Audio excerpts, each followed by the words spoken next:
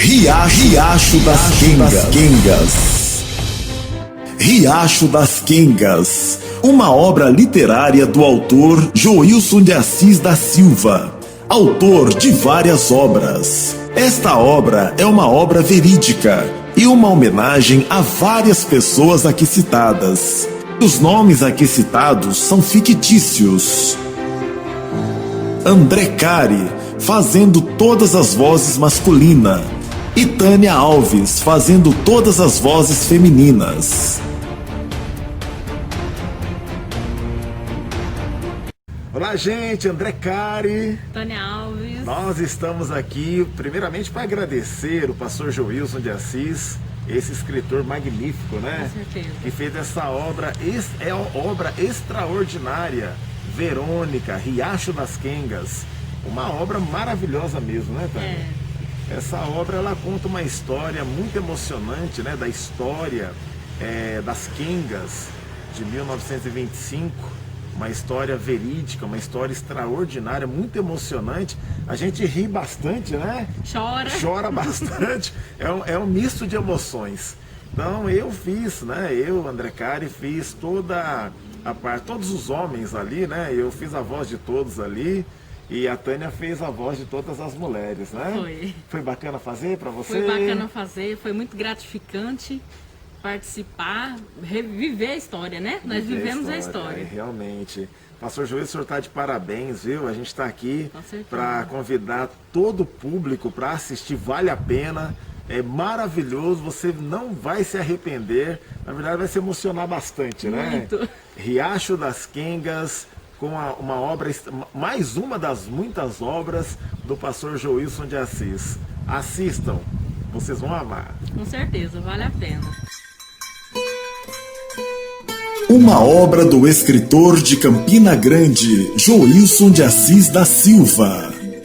Riacho das Quengas, uma obra verídica, ocorrida em 1925. Uma época poética e mágica, porém cheia de conflitos. Conheça a história de Verônica. Uma obra do escritor de Campina Grande, Joilson de Assis da Silva. Riacho das Quengas, uma obra verídica, ocorrida em 1925. Uma época poética e mágica, porém cheia de conflitos. Conheça a história de Verônica.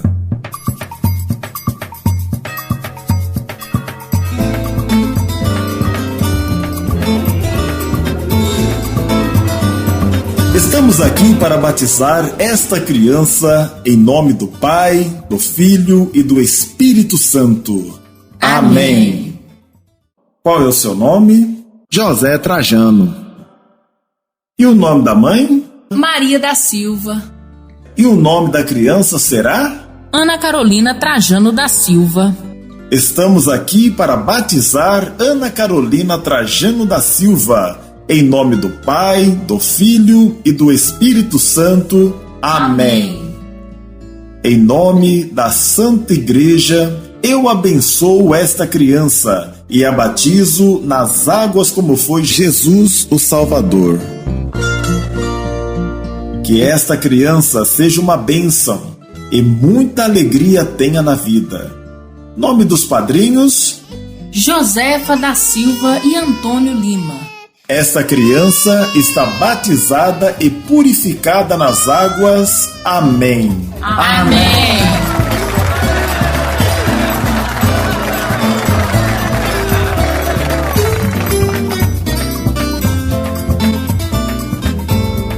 Eu nasci em 17 de dezembro de 1907, na cidade de Campina Grande, no bairro da Casa da Pedra, Santa Rosa hoje. E o meu parto foi feito por uma freira chamada Luzia, na casa de meu pai. Fui batizada na capela do bairro de Bodocongó, por um frei chamado Anastácio, com o nome de Ana Carolina Trajano da Silva. Meu pai se chamava José Trajano e minha mãe Maria da Silva. Meu pai era tropeiro e minha mãe lavadeira de roupa das famílias ricas.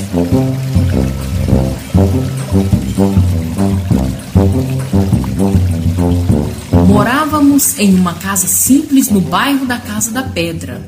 Foi neste ambiente onde cresci e obtive as primeiras imagens do mundo que havia chegado.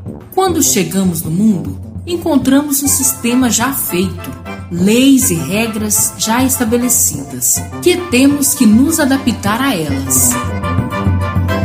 As primeiras imagens que tenho em minha mente são de 5 anos de idade, correndo e brincando com as amiguinhas ao redor da minha casa. O mundo na época em minha mente não se estendia além das paredes de taipa da casa de meu pai. As próximas imagens de minha mente datam-se aos meus 7 anos de idade e das minhas muitas bonecas feitas de espigas de milho retiradas ao redor da casa de meu pai.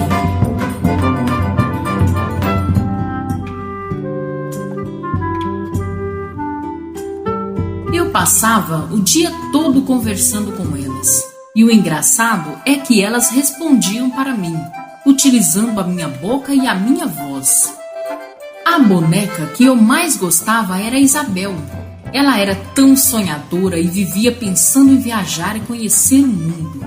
E eu pensava comigo, existia gente além daquelas elevações? Depois das montanhas existiam outras cidades? Eu conversava tanto com as minhas amiguinhas e todas elas gostavam de fuxicos e fofocas. Viviam conversando acerca dos vizinhos que moravam um pouco distante, mas de longe eu e minhas amiguinhas observávamos tudo. Era bom demais. Dona Maria chegava com suas trouxas de roupas e com a água que era trazida em um jumento.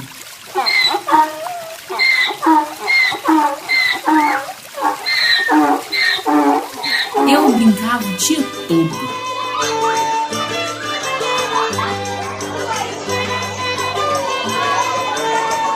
Aos 10 anos de idade, lembro-me que passei a perceber que existia uma larga diferença entre os homens. Uns comem do melhor e outros passavam fome, ou tinham que trabalhar arduamente para conseguir alguma comida. Existiam amiguinhas minhas que se vestiam com roupas tão bonitas e eu desejava tanto uma daquelas.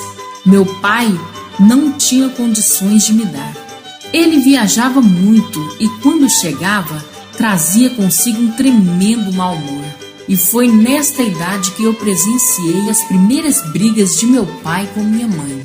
Ô, Maria, mas eu chego em casa, tá tudo desarrumado aqui! Não, assim aí, olha aqui, olha só minhas coisas! Eita! Não, desse jeito não dá, mano!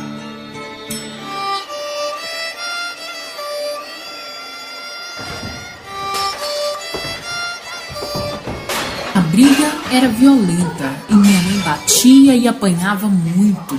É claro que eu corria no meio deles tentando apartar, mas era em vão, os dois continuavam. O que eu podia fazer era chorar alto, talvez eles parassem. Depois de muitos tapas dados pelos dois, os dois iam dormir na mesma cama e no mesmo quarto, o que eu na época não compreendia. Por que tanto ódio se eles se amavam? No outro dia, eles conversavam normalmente, como se nada tivesse acontecido. Mulher, amanhã começa tudo novo. Pegar a estrada, o batidão começa cedo. Mas logo eu tô de volta, viu? Amém, tá de volta sim. Vai com Deus, viu, meu querido? Nós vamos ficar aqui torcendo pra sua volta, viu?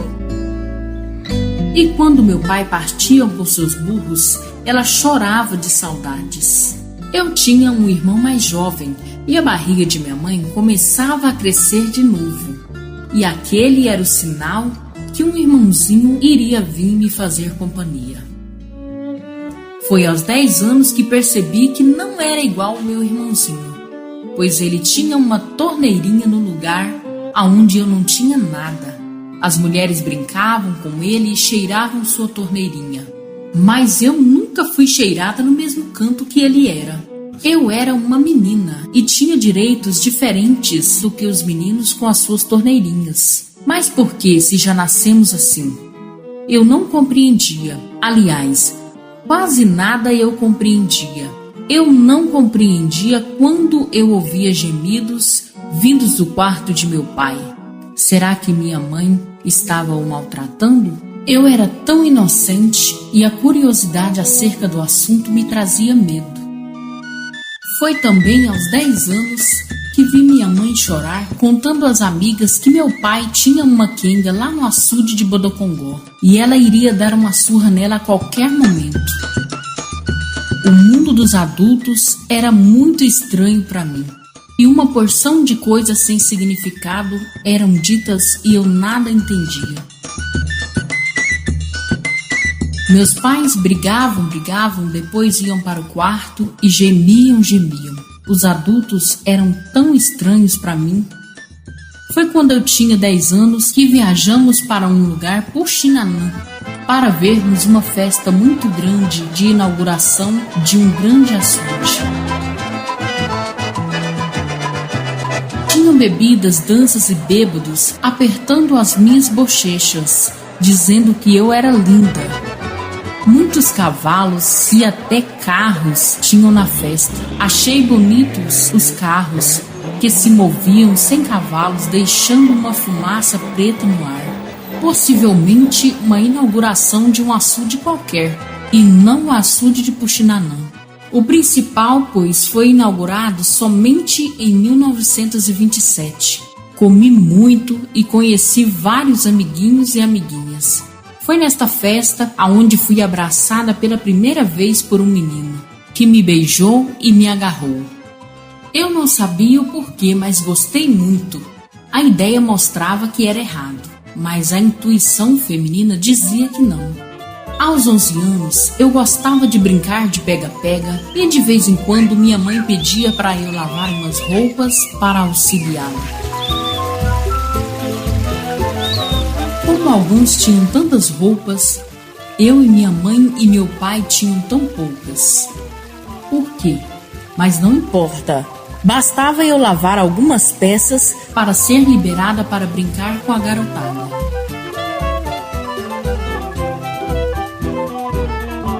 As casas na época eram tão distantes, mas uma criança sempre procura outra para brincar, como um adulto busca outro para conversar. A inocência na época era muito grande e a malícia natural custava surgir em qualquer criança. Aos 11 anos eu já era bonita, mas ainda era uma menina, no corpo e na alma. O que eu mais gostava de fazer era brincar, pois me fazia sonhar. Brincávamos de casinha de soldado e índio, e pedaços de paus eram nossas armas mortais. O que me estranhou um dia foi ver uma amiguinha minha da mesma idade brincando diferente com o menino, que a forçava contra a parede, levantando a sua saia. Fiquei horrorizada com aquilo, pois sabia que o pai dela não iria gostar de saber daquilo. Por insistência de minha amiga, eu não disse, mas fiquei curiosa e uma vontade inexplicável me levava para que eu praticasse o mesmo. Finalmente chegou o dia e contra a parede fui pressionada fortemente. E a minha saia, aquele menino levantou e passou a mão em mim. Eu queria saber por que daquilo, mas percebi que era bom. Certo dia, passando pelas casas das quengas, pude observar pela porta mulheres sentadas nos colos de homens, bebendo e fumando, mas eu ainda não compreendia o sistema da vida. Continuavam com as minhas bonecas brincando de professora, de mãe e até de pai. Minha mãe teve vários outros filhos e eu, como a mais velha, cuidei de todos, enquanto Maria da Silva lavava suas roupas. Para evitar o transporte de água até lá em casa, minha mãe começou a lavar as roupas no próprio açude, que tinha acabado de ser inaugurado no ano de 1927. E eu ia junto para ajudar. Depois de lavarmos uma imensidão de roupas, as mulheres começavam a falarem de seus amores. E entre uma palavra e outra, sempre surgia uma intimidade que aumentava mais ainda a minha curiosidade acerca do assunto. O que os homens faziam com as mulheres que elas achavam tão bom? Naquelas escorredeiras se falavam de tudo, de chifre, de moças perdidas, de tudo. Aquelas mulheres eram mais fuxiqueiras que as minhas bonecas. Elas realmente falavam de tudo, de Deus e do mundo inteiro. E enquanto suas mãos trabalhavam, suas bocas contavam histórias incríveis. Será que toda lavadeira é fofoqueira? Era o que se passava em minha mente constantemente. Eu sonhava muito em um dia ser mulher de dono de engenho, que eram homens bravos e ricos, segundo as lavadeiras contavam. Eles viviam em mansões arrodeados de capangas e tinham muitos empregados aos seus serviços. Mas eu ficava na dúvida se casaria com um senhor de engenho ou um soldado valente do exército para ter filhos valentes e fortes. Quem sabe eu não conseguisse andar até em um daqueles carros barulhentos e com muita fumaça saindo por detrás dele. Cada história contada por aquelas lavadeiras de roupas, eu viajava em minhas imaginações. Em uma hora eu era mulher de delegado, outra de político. Algumas vezes sonhava em ser enfermeira e tratar de vários doentes salvando vidas. Eram tantos os meus sonhos que aquelas mulheres que lavavam roupas muitas vezes me acordavam com gritos. E em meus sonhos acordados, parecia que eu saía de meu corpo. Apesar de lavarmos roupas próximos aos barracos das quengas, era difícil ver uma, já que o nosso grupo de mulheres não se dava com elas, pois existia uma incrível rivalidade entre as mulheres direitas e as quengas que arrastavam e conquistavam vários maridos. Nisto, as mulheres direitas tinham certa fobia acerca das quengas. As direitas também não permitiam que elas viessem lavar roupas nas pedras que lavavam, com medo de doenças como sífilis e outras. Mas como as quengas tinham um jeito de desbocada. Um dia, ao chegarmos pela manhã no açude de Bodocongó, onde ficavam todas as mulheres direitas, tinha uma quenga em nossa pedra, lavando suas roupas. As amigas de minha mãe já deram sinal com os olhos que tinha algo errado acontecendo. Maria da Silva não gostou muito deste assunto e foi até a quenga pedindo a pedra em que ela estava utilizando.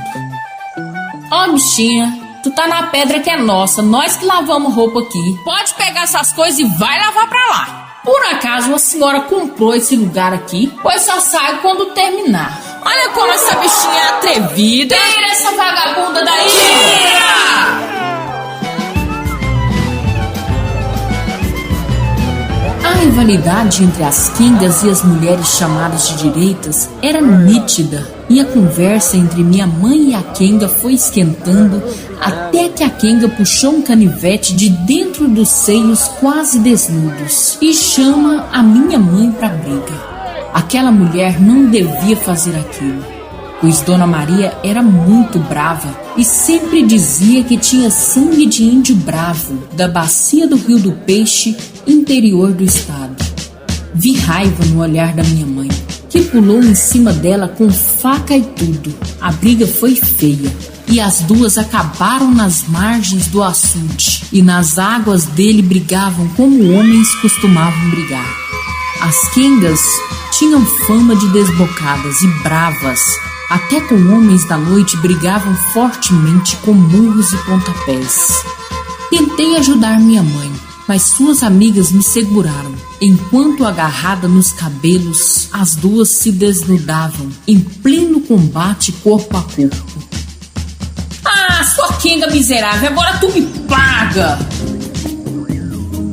Na briga que mais parecia uma luta por território masculino do que por pedras ao redor do açude, a quenga declarou: Ah, você quer ser tão brava! E seu marido tem uma quenga em São José da Mata. Isto irou minha mãe fortemente, que pulou em cima dela e caíram na água com uma torcida das lavadeiras de roupas, gritando o nome de minha mãe. O meu medo era dela matar a minha mãe, ou minha mãe matá-la, e depois disso os soldados levarem ela. Na briga, Dona Maria leva desvantagem, e a quenga desfere vários golpes nela, que cai na água em um lugar mais fundo, desmaiada, se afogando. Depois de vencer a luta, a quenga olha ao redor e ninguém vai socorrer minha mãe. E eu grito chorando: Mamãe, salva minha mãe, ela tá se afogando, mãe! Aquela quenga com o nariz sangrando pulou na água e retirou minha mãe, desmaiada. Retirou a água que estava em seus pulmões, fazendo-a respirar novamente.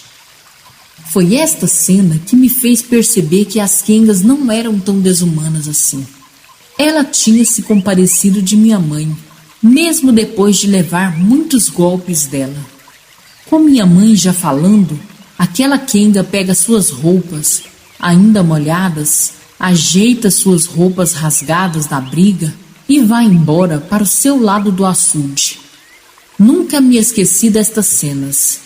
E o fato de ninguém sair para socorrer minha mãe, mesmo sabendo que ela estava morrendo afogada, marcou muito. A visão daquela quenga fazendo respiração boca a boca com a minha mãe, tentando salvá-la, ficou na minha mente até os dias de hoje. A rivalidade entre as direitas e as quengas era grande e toda esta história era por motivo de seus maridos. Muitas e muitas vezes passarem as noites abraçado às quengas nos forrós, ao redor do açude. O Bar das Quengas, como era chamado, Bar Santo Antônio, era o mais frequentado de toda a região e era nele onde os homens pobres davam uma de rico. De outro lado, havia um ciúme das quengas, que não conseguiam ser mulher de um homem só, não conseguiam pertencer a um único homem, que eram o sonho de todas elas, revoltadas com as suas vidas promíscuas por invejarem suas vidas. As notícias corriam e eram comum donas de casas, acompanhadas de outras amigas direitas, visitarem a casa das quengas, com paus e facas. E aí o quebra-pau acontecia. Era um show e todos paravam para ver. Por quem será que os homens torciam? Por suas mulheres direitinhas ou por suas quengas ali representadas? Certo dia, minha mãe recebeu a visita de 4 amigas e disse para mim cuidar de meus irmãos. E saiu em destino a uma quenga em São José da Mata, por nome Chica Preta. Maria Francisca da Silva, Chica Preta, porque era negra. Eu não sei o que aconteceu, mas as 4 voltaram machucadas, mas rindo de situações vividas onde foram. E elas foram atrás de Francisca e deram uma surra nela e em suas amigas. Verônica é a mais linda dos amores. Verônica, sonhos, encantos, desamores. Dona Maria estava de alma lavada, mas ferida, pois soube que Chica Preta tinha 3 filhas de meu pai e que ela não era a única quenga de meu pai. Existiam várias outras. Eu não compreendia como um homem tão moralista era tão namorador. Na vida, todo homem se contradiz, e muitas demonstrações de moral não passam de estupidez disfarçada. Dona Maria teve que se acostumar com as quengas de meu pai. Apesar de brigarem bastante, ela sempre cedia aos seus desejos. Era o sistema que já existia quando eu vim ao mundo. Completei meus 12 anos ouvindo brigas e amores dos dois. O que mais me estranhava eram as pragas que os dois diziam sobre mim, que era a mais velha. Bastava uma raiva e desejos que eu seria isto ou aquilo surgiam fortemente. Essa menina é uma ordinária rapariga. Quando crescer vai ser quenga. Eles desejavam coisas terríveis ao meu respeito, por coisas banais que cometia, como quebrar um copo ou uma xícara. Logo eu seria uma quenga, uma sem futuro, etc. Isto me magoava muito, mas nada eu podia fazer. Era dessa forma que muitos pais do Nordeste tratavam suas crias. A minha própria mãe dizia que praga de mãe era danada, e ela mesma desejava coisas ruins para mim e meus irmãos. Como minha mãe desejava que eu fosse o que ela mais odiava, uma quenga. Existia no Nordeste uma cultura praguejadora muito grande, principalmente entre os mais pobres. Mais alegria, como ter mais uma irmãzinha, tirava todas as mágoas de palavras fortes que recebia. Foi no final dos 12 anos que senti uma grande transformação em meu corpo.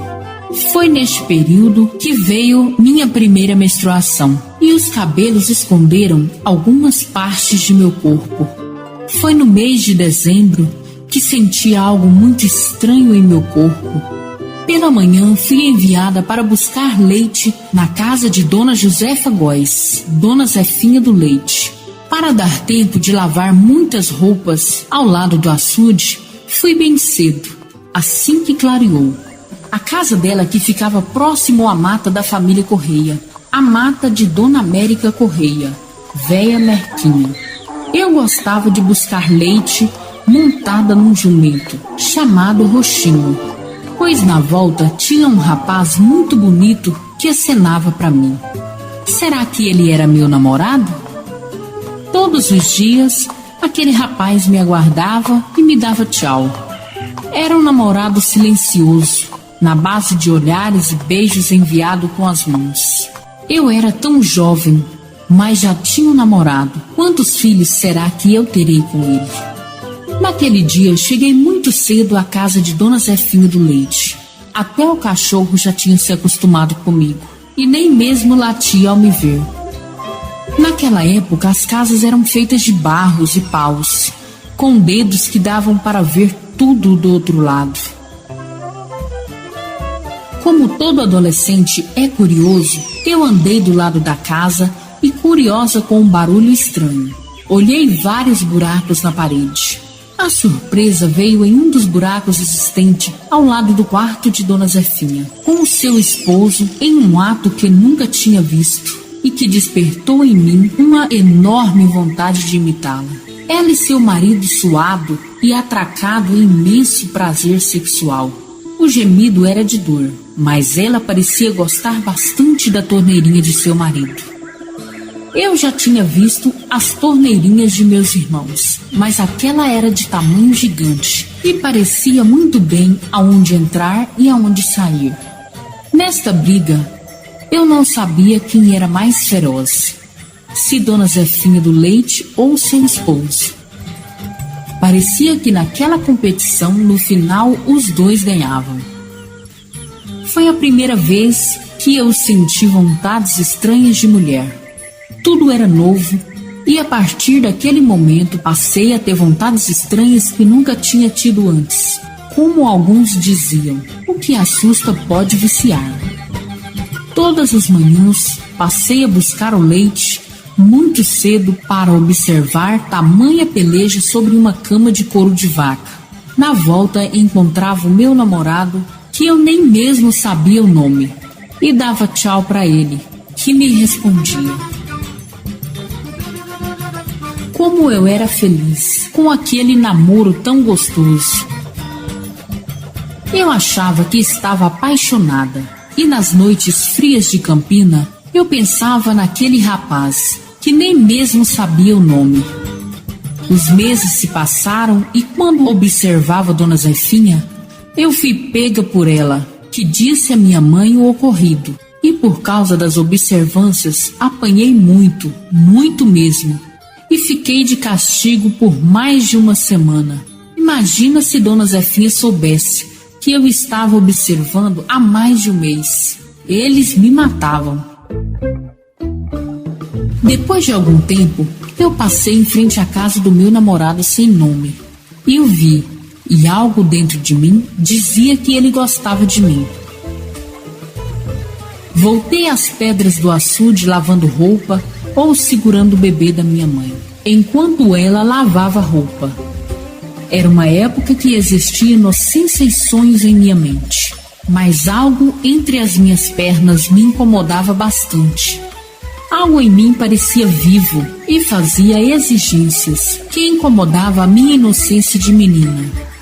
Nas conversas, as mulheres sempre deixavam escapar cenas de noites quentes com seus homens, e outras inocentavam seus maridos cafajestes de seus erros, colocando a culpa nas quengas safadas. Homem é homem, né, mulher? Uma mulher se oferece e ele tem que aceitar. É verdade, né, mulher? Estas quengas enlouquecem os nossos homens e outras fazem até macumba pra eles. Se eu pegar a quenga de meu marido, eu quebro ela todinha. Eu tiro as forças dele todinha e não deixo nada pra ninguém.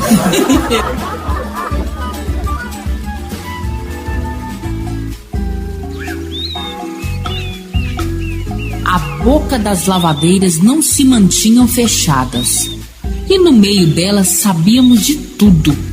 Da vida dos políticos, do dinheiro e de outros. E dos chifres que muitos levavam. No instante lavávamos muitas roupas e nos sentíamos bem informadas de tudo na cidade de Campina Grande. Talvez venha das lavadeiras de roupas os repórteres sensacionalistas que falam da vida e da intimidade de todos e de tudo.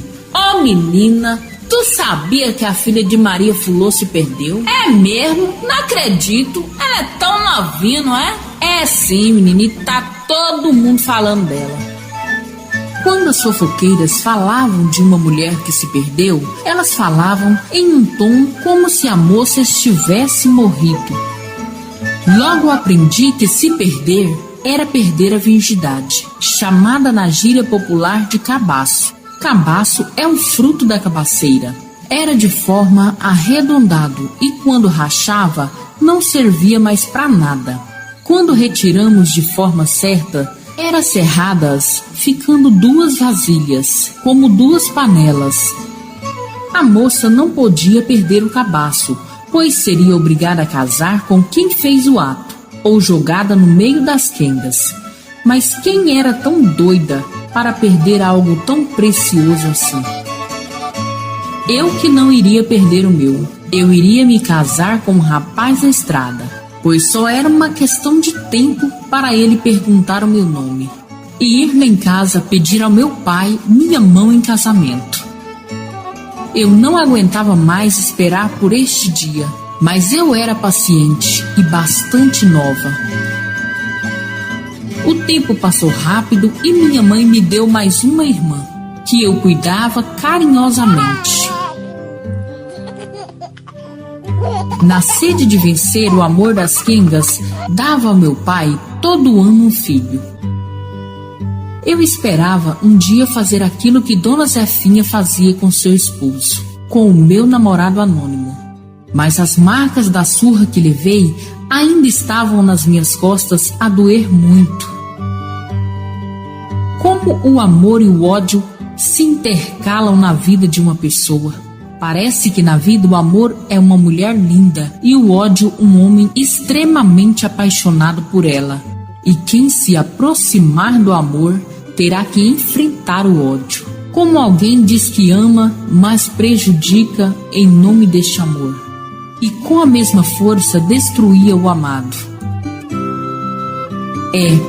No amor e no ódio todos são loucos. E é nestes dois que aparecem as nossas maiores insanidades. Os meus 12, 13 anos foram de sonhos e trabalhos nas pedras do açude de Bodocongó, lavando roupas das senhoras ricas. Por que o mundo é tão diferente assim? Uns têm tanto e outros nada possuem. Por quê? Na vida parecemos uma ilha de certezas, arrodeados por um oceano imenso de incertezas e dúvidas. Eu via aqueles barões com aquelas roupas chiques, com suas filhas tão lindas e bem vestidas, enquanto eu lavava roupas na sangria de um açude. Os ricos desejavam para suas filhas que elas fossem ricas e poderosas. Essa minha filha, ela vai casar com um dono de engenho, ou com um general muito bravo, sim, ou um delegado que fala alemão. Ela vai ser rica, próspera, é o que eu desejo para ela, riqueza e prosperidade, e que seja muito feliz na vida. Mas as famílias pobres pareciam irritadas com a vida e praguejavam suas filhas. Essa menina só dará para uma quenga e ela até parece uma rapariga, veja só. A vida é sempre muito difícil de entender, mas aos 14 anos eu tentava encontrar uma explicação para aquilo que ninguém queria explicar. Meu corpo estava formando e os meus seios já chamavam a atenção de alguns homens e me olhavam de um modo diferente.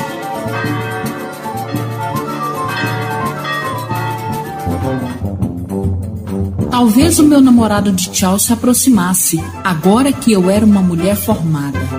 Mas, para minha surpresa, um dia passando em frente à sua casa, que era um pouco melhor que a de meu pai, o vi com outra menina, bem vestida e com um carro fumaceiro em frente dela.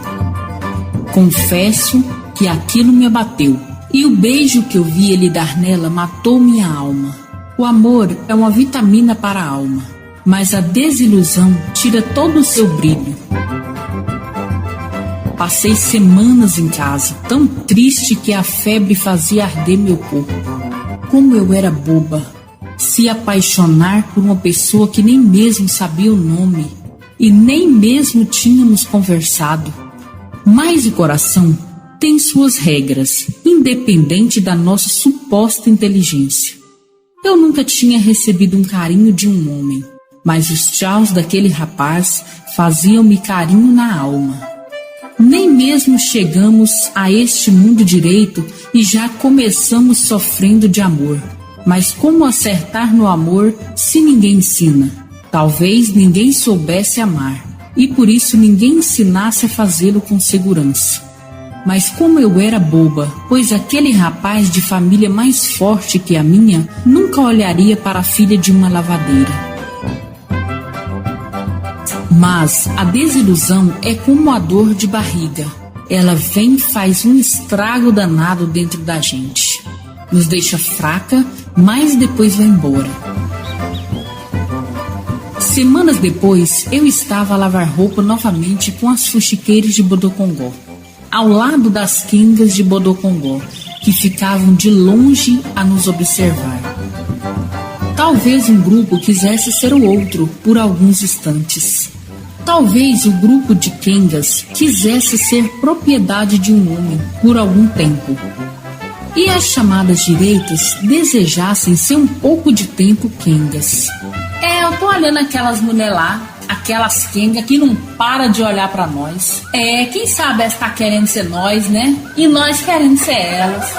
Deus me livre, eu não.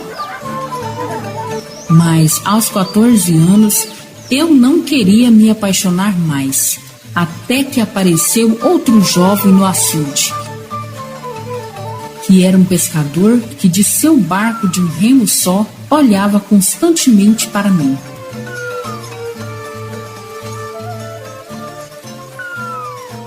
O amor é como aquelas sementes teimosas que basta um pingo de água para nascer rapidamente. Ele não era muito bonito, mas era um homem, E quem sabe ele fosse um dia um grande pescador. O nome dele era Juvino, que tinha 20 anos e era filho de uma das lavadeiras mais fofoqueiras da turma. Todos os dias eu via Juvino e ele olhava para mim, suada, às margens do Bodocongó, e dava tchau para mim.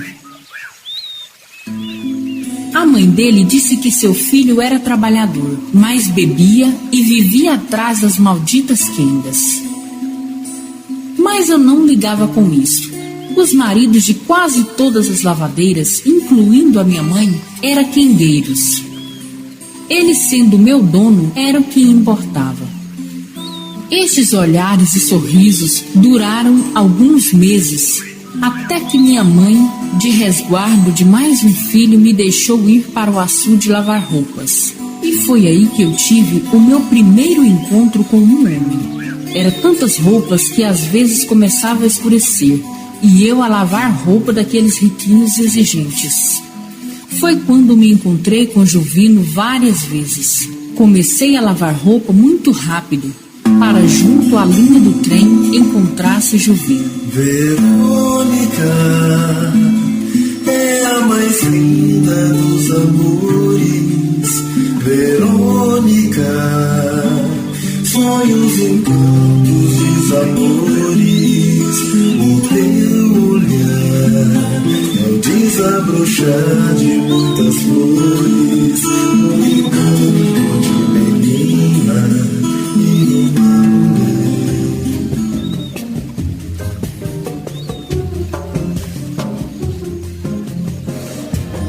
Comecei a lavar roupa muito rápido, para junto à linha do trem encontrar-se Juvino, que era cordial e me deu os primeiros beijos quentes de homem. Bastaram alguns dias e Juvino estava todo animado e queria me fazer mulher. Mas eu não iria arriscar sujar o nome da minha família me perdendo. Casa-se comigo, Juvino, e eu serei a melhor mulher do mundo para você. Não posso, sou muito novo e tenho que estudar muito. Perante a recusa dele, eu me recuava a conceder-lhe o prazer que tanto ele me pedia. Não deixava o principal acontecer, mas muitas coisas aconteciam junto à linha do trem que passa ao redor do açude das paixões. Confesso que o deixei louco muitas vezes, mas eu também enlouquecia.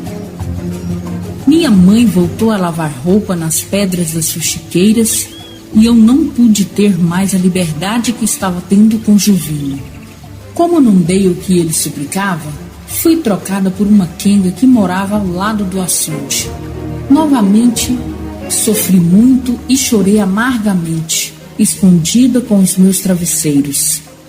Pensei em ser freira, ideia esta que foi absurda perante Dona Maria. Homem é tudo igual, minha filha. Eles nos tratam apenas como objetos. Mas mesmo como objeto, eu queria um para mim. Eu era muito nova, mas o desejo de ser mulher e a vontade de ter um homem era grande e difícil de entender. Não dava para esconder tamanha vontade e o fogo que eu tinha dentro de mim. Tive muitos namorados de curta duração. Com o João, mas ele era doido e falava demais. José das Vacas era burro como um jumento e falava tanta besteira que só me dava vontade de dar gargalhadas. Luiz era valentão e metido e nunca foi pedir minha mão a meu pai em namoro. Talvez ele nunca tivesse coragem para isto. Mané das Burras era um jovem de 24 anos e era fascinado por dinheiro, só falava em lucrar.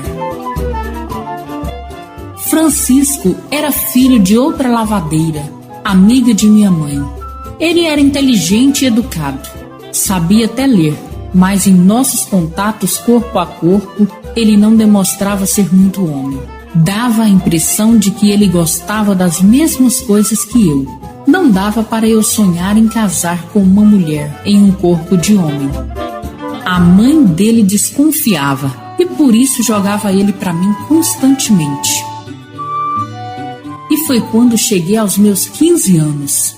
Mas não houve festa. Isto era frescura para os pobres daquela região. Eles nunca tinham feito nenhuma festa de aniversário para mim, quanto mais uma festa de debutante, como os ricos faziam. Minhas roupas eram sempre de segunda, e era comum nos caminhos encontrarmos as antigas donas e elas em risos apontarem para os seus antigos vestidos.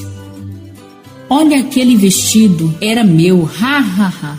Mas dizem que o pobre não tem direito à vergonha. Eu gostava da minha vida, mesmo com tantas dificuldades e brigas dentro de casa. Os meus pais não poderiam me dar o que eles não receberam. Meu pai tinha muitos filhos e tinha que ajudar a todos. Quando somos adolescentes, somos muito ansiosos e esperançosos. Eu era tudo isto e romântica, pois desejava um homem que soubesse reconhecer o real valor de uma mulher. Mas qual seria o valor de uma mulher? Na missa eu rezava e pedia a Deus que me fizesse bem bonita, para que os homens me notassem, e o meu amado surgisse logo, e não aqueles doidos que me quiseram. Estamos aqui para celebrarmos a Santa Missa do Senhor. Em o nome do Pai, do Filho e do Espírito Santo. Amém. Oremos. Ave Maria, cheia de graça, o Senhor é convosco. Bendita sois vós entre as mulheres, bendito é o fruto do vosso ventre, Jesus. Santa Maria, Mãe de Deus, rogai por nós, pecadores, agora e na hora de nossa morte. Amém. A missa era algo lindo e tinha um clima maravilhoso. E Jesus ali na cruz parecia compreender as nossas maiores burrices. O padre falava sobre o amor, a compreensão que Jesus tinha ensinado num lugar muito longe chamado Israel. Será que dava para ir a pé até lá? Enquanto eu escutava o Santo Padre, vi aquela prostituta que tinha brigado com minha mãe há muitos anos atrás. Ela estava magra e parecia doente. Não era mais aquela mulher que tinha várias manchas na pele e que estava meio descuidada. Quando ela sentou no banco, os vizinhos levantaram e foram para outro lugar, como se estivessem sentindo nojo dela. Mesmo assim, ela continuou e com os olhos no altar rezava. O que será que ela estava passando? Os meus 15 anos chegaram e o padre me benzeu com água benta. Certamente era apenas questão de meses para alguém pedir a minha mão. Do lado de fora da missa, meu pai encontrou um amigo seu e me apresentou a ele, que me achou muito bonita, e mostrou seu filho com cara de mal para mim. Meu pai se antecipou e disse que aceitaria um pedido do filho dele da minha mão. Eu odiei aquela ideia e até hoje me lembro da cara dele, de chato e exigente. Pois é, compadre Zé, meu filho tá chegando na idade de arrumar uma cabritinha mesmo. Vou visitar o senhor, tá bom? O senhor pode ficar à vontade. Quando você desejar ir lá em casa, pode ir sim, viu? Não gostei daquele rapaz e pedi a Deus que não deixasse o compadre de meu pai nos visitar. Seria horrível casar-me com aquele chupa-limão. Mas graças a Deus ele não veio e eu continuei a lavar as minhas roupas. Mas agora no caminho os homens faziam questão de tirar o chapéu de suas cabeças. Isto me fazia sentir uma mulher encantadora. Os amores daquela época eram fortes e melosos, com muita emoção e força. Até as músicas eram de uma profundidade poética muito grande. De menina e as paixões arrasadoras. Era uma época muito romântica, porém, de outro lado, ainda bruta.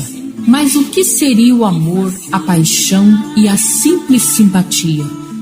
A gente seria tão pobre se fôssemos tão lógicos. Mas são as emoções do amor que perfumam a vida. Eu me ponho às emoções do coração, mas eu não mando nele. Apenas tento convencê-lo de algumas coisas.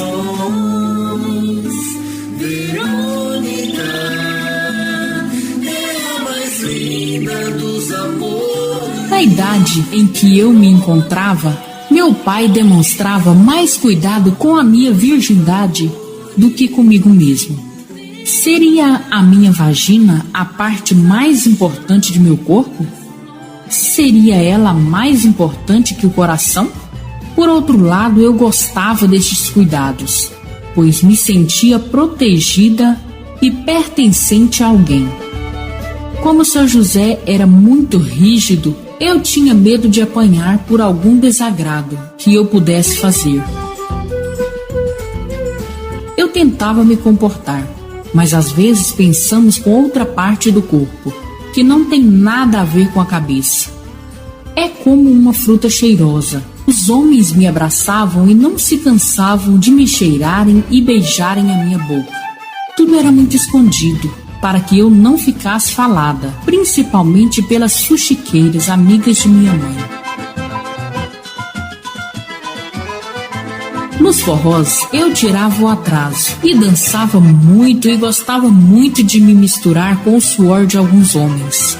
O suor de macho é diferente e me dava um tesão muito grande.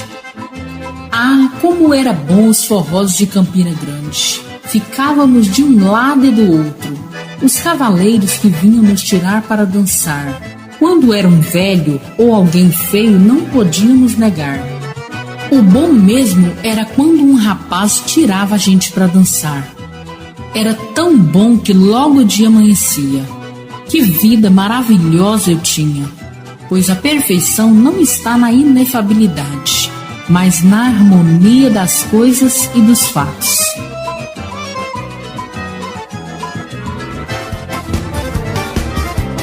Viva São João! Viva!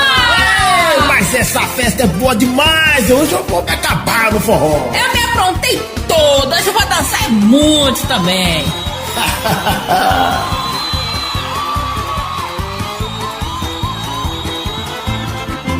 Com os meus 15 anos, eu vi a tecnologia chegando na cidade. Há 2 anos foi inaugurado o primeiro poste com a primeira lâmpada em Campina Grande.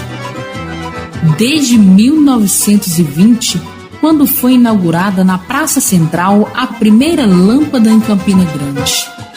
Até 1922. Foram instaladas muitas lâmpadas, que era algo que demonstrava a força da cidade e seu desenvolvimento. De onde vinha o fogo daquela lâmpada? E por que ela não apagava na chuva e no vento forte? Era algo que vinha dos estrangeiros e eu não compreendia nada. Mas nas casas não havia tal benefício, e o velho lampião iluminava a todos os amores e as dores. O mundo muda rápido para os ricos, mas para o pobre, o desenvolvimento vem montado em um jumento lerdo e com pouca vontade de andar. A nossa vida continuava a mesma, de lavar roupa na sangria do açude de Bodocongó. A vida nos traz muitas surpresas, e em uma manhã conheci o meu grande amor, Tavares Raposo do Nascimento.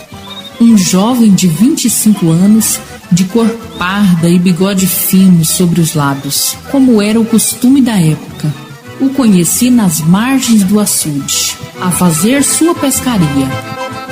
Muito educado, gentil, cavalheiro, ele me conquistou só pela forma de falar educado e aquele jeito que se valorizou.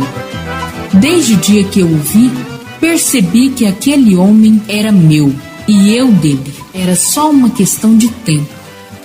Escondido depois da lavagem de roupas, conversava muito sobre todos os assuntos. Era o homem perfeito para minha vida. Eu seria dele com certeza. Tavares sabia ler e com um livro fazia poemas e contos românticos para mim. Quando amamos, temos a impressão de que todo o universo olha sorridente para nós. Logo depois de nos beijarmos muito, eu colocava a roupa sobre o jumento e corria para casa. Ao chegar, eu tinha que criar uma desculpa convincente para os meus pais. Eles não podiam desconfiar de nada, nem sonhar.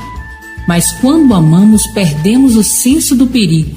E é o amor a força capaz de fazer com que nos arrisquemos pelos mais terríveis perigos. Naquele tempo, qualquer moça flagrada beijando um rapaz era discriminada como uma prostituta qualquer.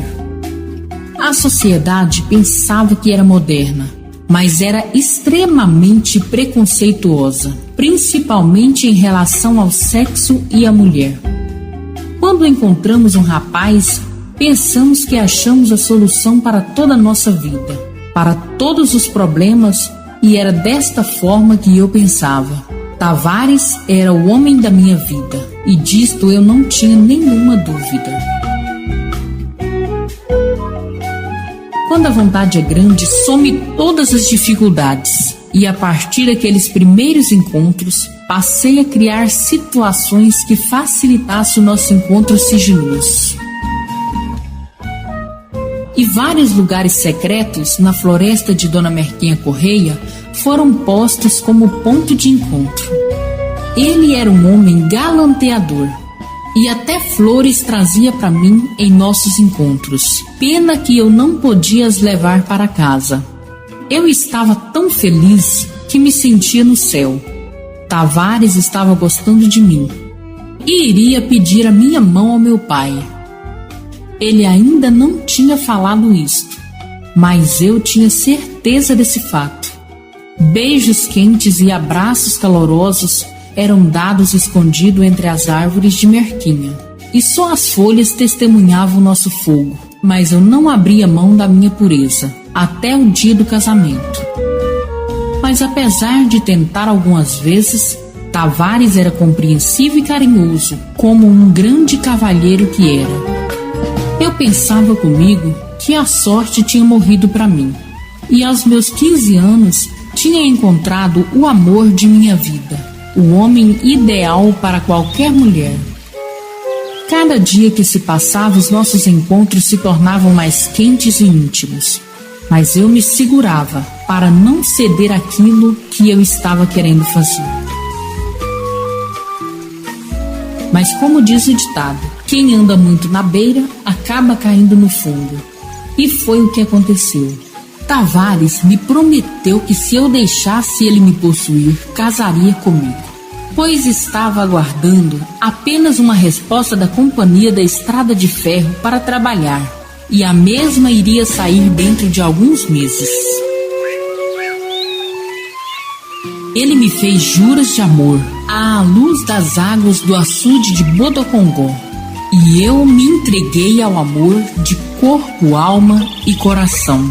E naquele mesmo dia fizemos amor como dois adultos faziam. E eu me derreti de prazer nos braços de Tavares, o meu grande amor. Passei a saber por que as mulheres se derretem toda perante um homem viril. Aquela noite foi a minha inauguração como mulher. As águas de Bodocongó foram testemunhas de meus gemidos mistos de dor e prazer que aqueles momentos me proporcionaram.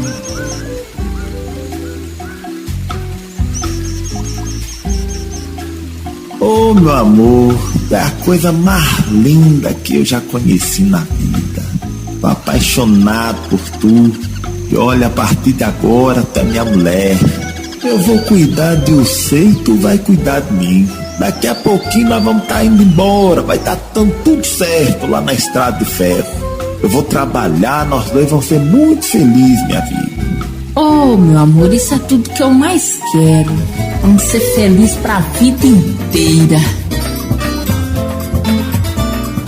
Como já tinha inaugurado o meu aparelho de prazer e amor, por que não utilizá-lo mais? Sendo assim, passamos a nos encontrar mais vezes durante a semana.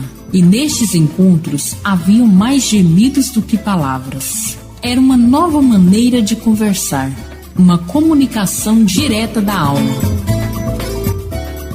Pouco a pouco, Tavares sentia e me ensinava a ser mulher, me possuindo por completo e me dominando com seus amores. Ele realmente me moía e eu voltava para casa só bagaço, mas totalmente realizada. Com o tempo, bastava Tavares chegar perto para eu me derreter de desejos. Eu não podia dar nas caras o que estava fazendo, até que o trabalho de Tavares na ferrovia saísse. Nesta situação passamos 4 meses e ninguém percebeu a grande atividade que estávamos tendo próximo às águas de Bodocongó. Neste período eu me tornei viciada em amor e cada vez fazíamos mais e mais, até a exaustão, e as nossas pernas não mais aguentarem ficar de pé. Era uma loucura total. O maior perigo é perdermos o medo, pois às vezes ele nos protege. Com tanta atividade assim, o nosso cérebro derreteu e vários vacilos começamos a cometer. O perigo não era tão perigoso assim. Além disso, os dias que Tavares iria trabalhar se aproximavam. Então eu seria Dona Carol, Senhora Carol. Eu sonhava com isso cada vez que respirava. Eu pertenceria a um verdadeiro homem gentil e amoroso. Certo dia, ao sair da lavagem de roupa, fui seguida por uma das maiores fuxiqueiras que ali trabalhava. Mas, dormente pelo desejo, não percebi nada. Às margens do Bodocongó, lá do leste, próximo a uma fonte, nas pedras lá existentes, nos encontramos. Tínhamos que ser rápidos, pois a dor de barriga que fingia ter sempre para me afastar da turma não podia durar muito, para não gerar desconfiança. Ao chegar no lugar, Tavares estava a me esperar. E sem analisarmos o ambiente, começamos o nosso intenso ato prazeroso e delirante que me levava às estrelas. Em pleno delírio de amor, aonde toda mulher chega às margens da loucura, eu me derretia em águas quentes de amor e o suor descia pelo meu rosto. Seria o sexo o portal das estrelas? Acho que sim, pois todas as vezes que fazia, eu viajava entre as mais distantes constelações do universo.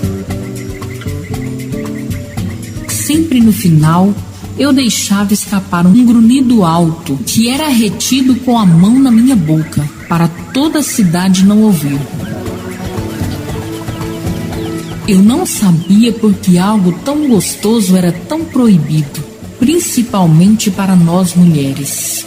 Em meu delírio e grito final, desabo ao chão entre as folhas sem forças para ficar de pé. E quando olho ao redor dele, estava Mariquinha assistindo assustada ao nosso prazer. Saí correndo atrás dela para falar-lhe: Mariquinha, espera por favor! Dor de barriga, hein?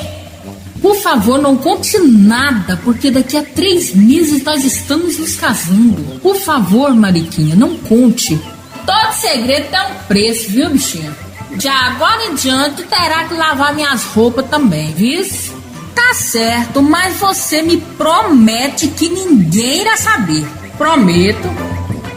Fiquei pensando, o que Mariquinha tinha com a minha vida? Ela não era minha parente, nem tinha vínculo nenhum comigo.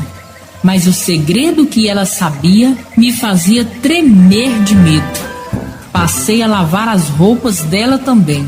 Ia me encontrar menos com Tavares. Era tanta roupa que eu tinha que lavar. E às vezes que eu e Tavares nos encontrava, diminuiu muito.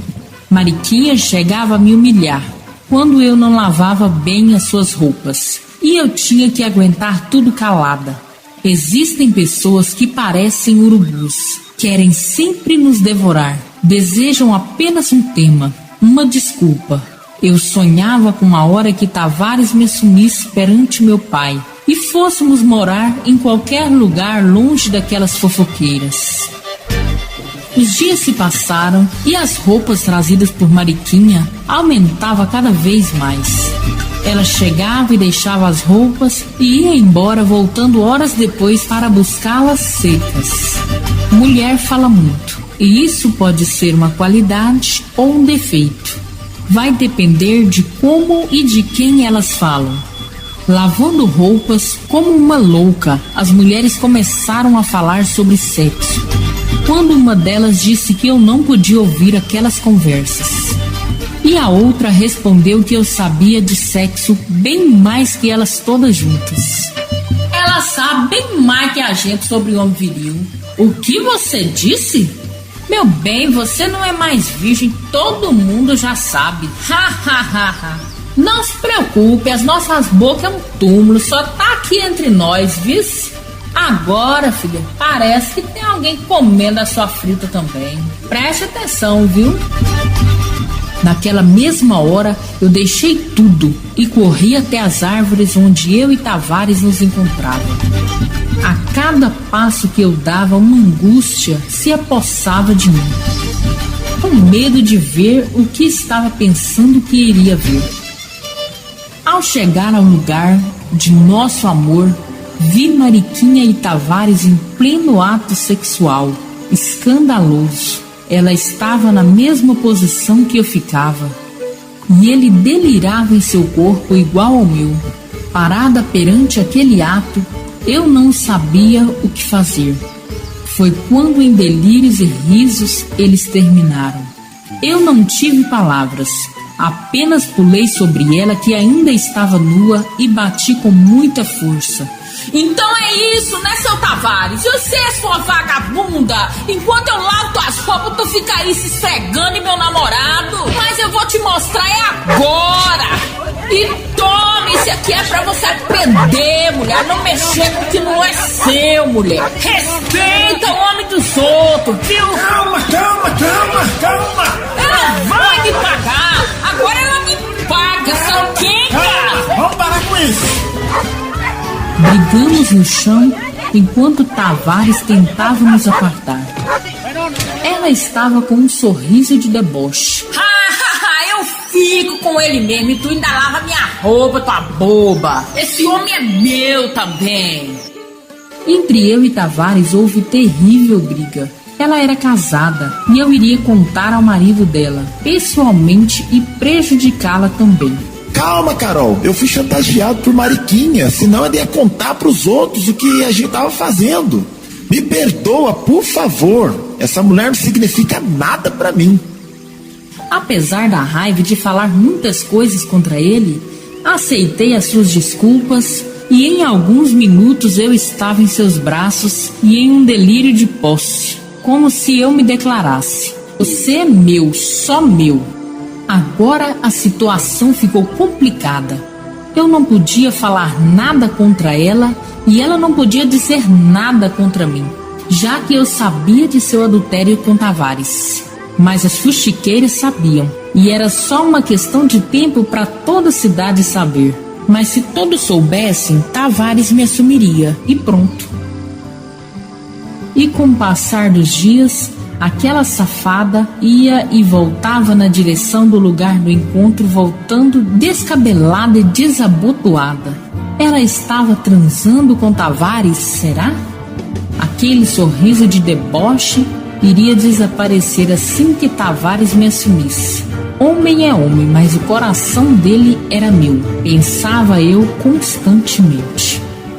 Certo dia eu estava lavando as roupas, como era de costume, quando meu pai chegou gritando meu nome.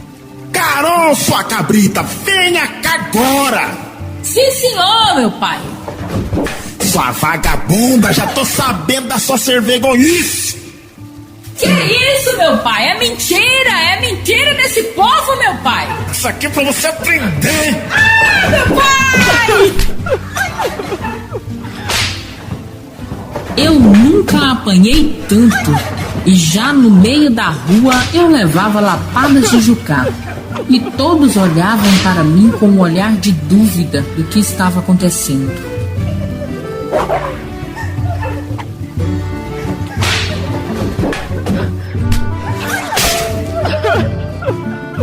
Apanhei muito e minha casa nunca foi tão longe quanto naquele dia. Entra, rapariga, sua quenga, hoje te acerto. Você vai me pagar por ter desonrado meu nome, vagabunda. Pare com isso, Zé! Pare! Hoje eu mato Você ela. vai matar, Mato, menina! mato. Pare com isso, Zé! Meu pai! Meu pai! Não, por favor! Hoje você me pague.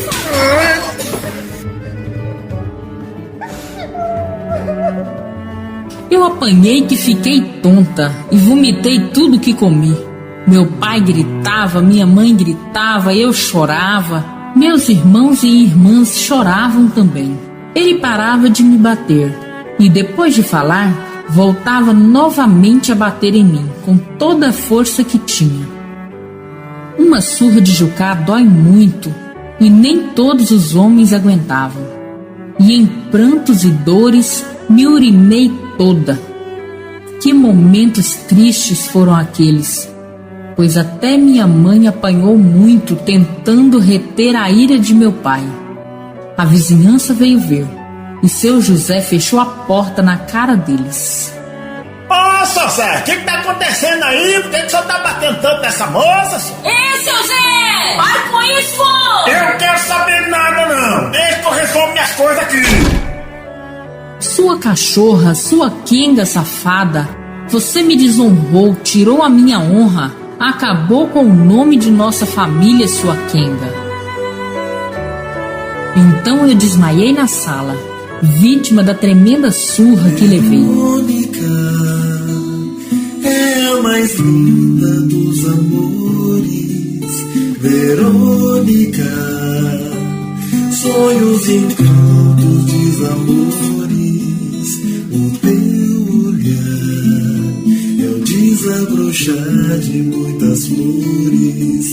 Um encanto de menina em uma mulher. Acordei-me só no outro dia e, delirante sobre uma cama, as minhas feridas eram tratadas com sal e vinagre. Eu apenas olhava para minha mãe e ela para mim. Parecíamos com medo uma da outra. Meu pai viajou e voltou 3 dias depois e disse-me: Vai embora da minha casa, aqui você não fica mais, sua quenga.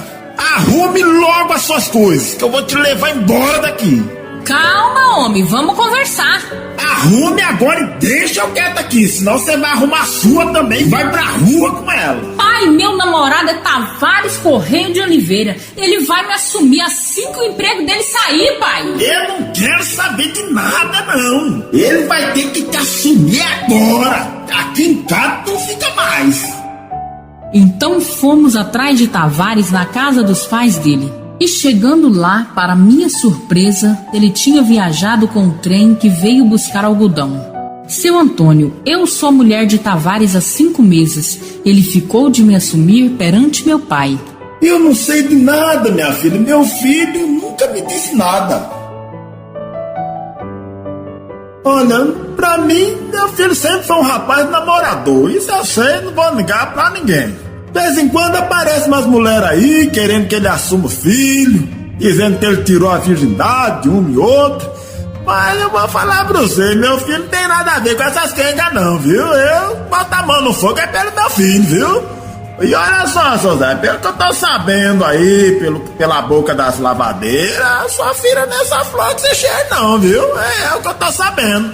Então, o que eu posso fazer?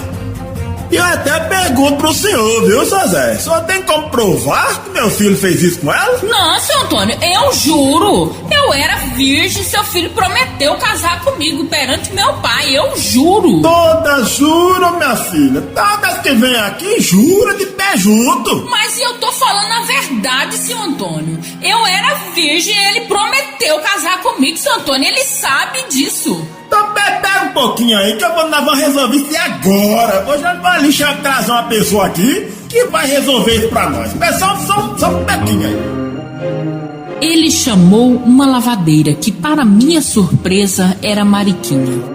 Ah, então é tu que tá aí tentando enrolar o pai de Tavares? Isso é vagabunda, seu Antônio. Acostumada a correr atrás do rapaz, ó, o tempo todo se jogando em cima do homem. Teu filho tem nada a ver com essa rapariga aí não, seu Antônio. Direto eu via ela incomodando ele aí. Viu, seu Zé? Sua filha não é inocente assim não. Ela disse que era virgem, mas até o povo já sabe que de virgem aí, ó, não tem nada não. Virgem era minha avó. Que é isso, seu Antônio? Meu Deus, eu era virgem, eu juro, e Mariquinha sabe a verdade. Eu peço pro senhor me respeitar, viu? Estou falando a verdade. Eu jamais iria vir aqui mentir. Eu quero pedir desculpa pro senhor, viu, Santana? Eu ter vindo aqui na tua casa passar essa vergonha, essa humilhação por causa dessa devassa aí, essa ganga. Mas eu vou resolver isso lá em casa. Vambora! Irado, com a moral ferida, meu pai voltou para casa comigo e me mandou servir o último almoço em sua casa. E enquanto eu comia sem gosto, meu pai preparava um trabuco e colocava na cintura, o que me causou tanto medo. Aquele homem que eu tanto amava e chamava de pai estava transformado, era hostil e bruto e me tratava como um jumento qualquer. O outro homem que tanto amei desapareceu e me abandonou e me fez de mentirosa. Tudo aquilo parecia um pesadelo e eu rezava para acordar deste horrendo sonho. Não podia ser verdade tudo aquilo. A qualquer momento eu iria despertar, em cima de minha cama, sentindo o cheirinho do café de Dona Maria. Para minha infelicidade, tudo aquilo estava acontecendo. Era pura realidade. E eu andava como um zumbi, um ser sem alma nem destino certo. Verônica é a mais linda dos amores. Verônica, sonhos e encantos, desamores. O teu olhar é o desabrochar de muitas flores, um encanto de menina em uma mulher.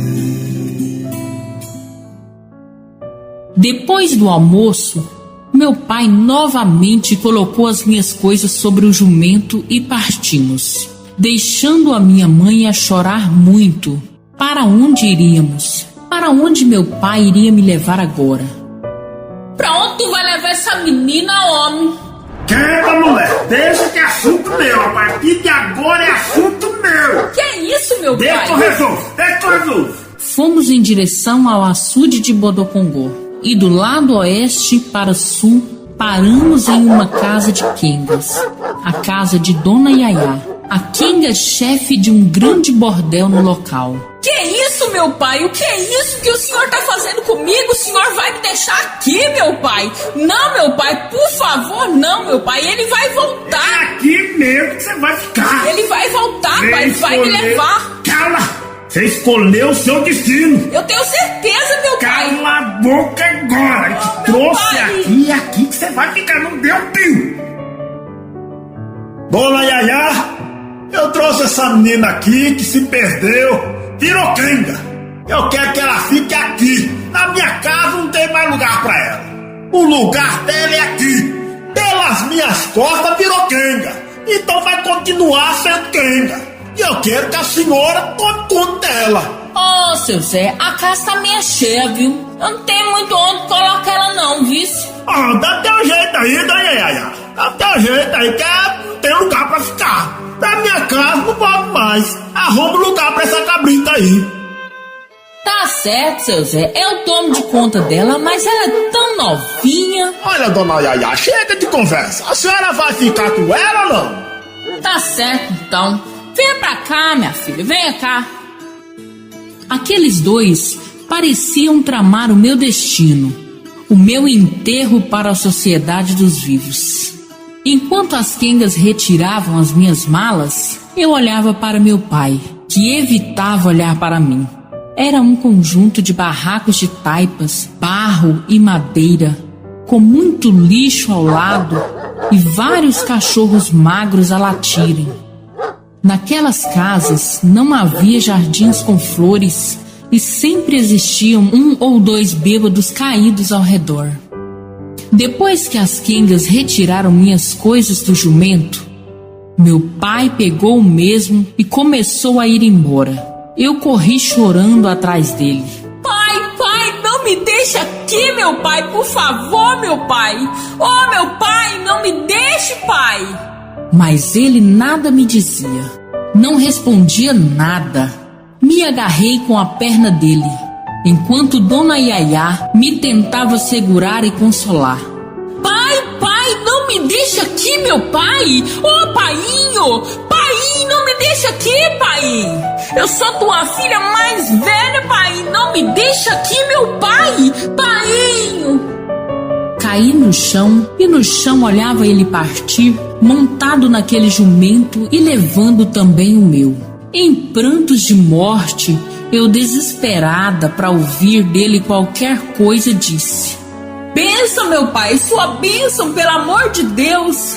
Eu quero mais é que Deus te dê vergonha em toda a tua vida, Ana Carolina. Em prantos, permaneci no chão, até que vieram 3 ou 4 quengas em prantos também e me levaram nos braços, chamando pelo meu pai. Elas choravam muito, pareciam reviver os dias que chegaram naquele lugar tão triste. Eu queria morrer, desaparecer e nada me importava mais.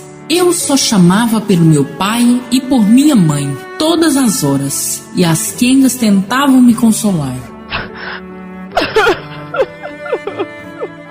Calma, Carol, calma, você não está sozinha. Mas como o pai foi fazer isso comigo? Eu não entendo. Sou a filha mais velha dele e mainha. Como eu vou ficar sem mainha? Meus irmãos.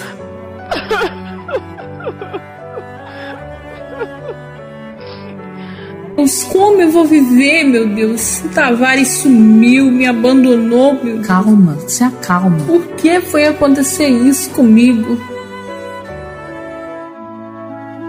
Existem alguns pesadelos que são vividos acordados, que desejaríamos de todo o coração que fosse apenas um mal-estar da noite. No dia que cheguei na casa das quengas, chorei muito, muito mesmo, e por alguns instantes fui acompanhado por outras que me assistiam, que nem mesmo conheciam minha história. Dona Yaya foi muito paciente comigo, e durante uma semana ela não tratou nada comigo, apenas perguntava se eu estava bem. Tudo era úmido, um leve cheirinho de fumaça das lenhas dos fogões.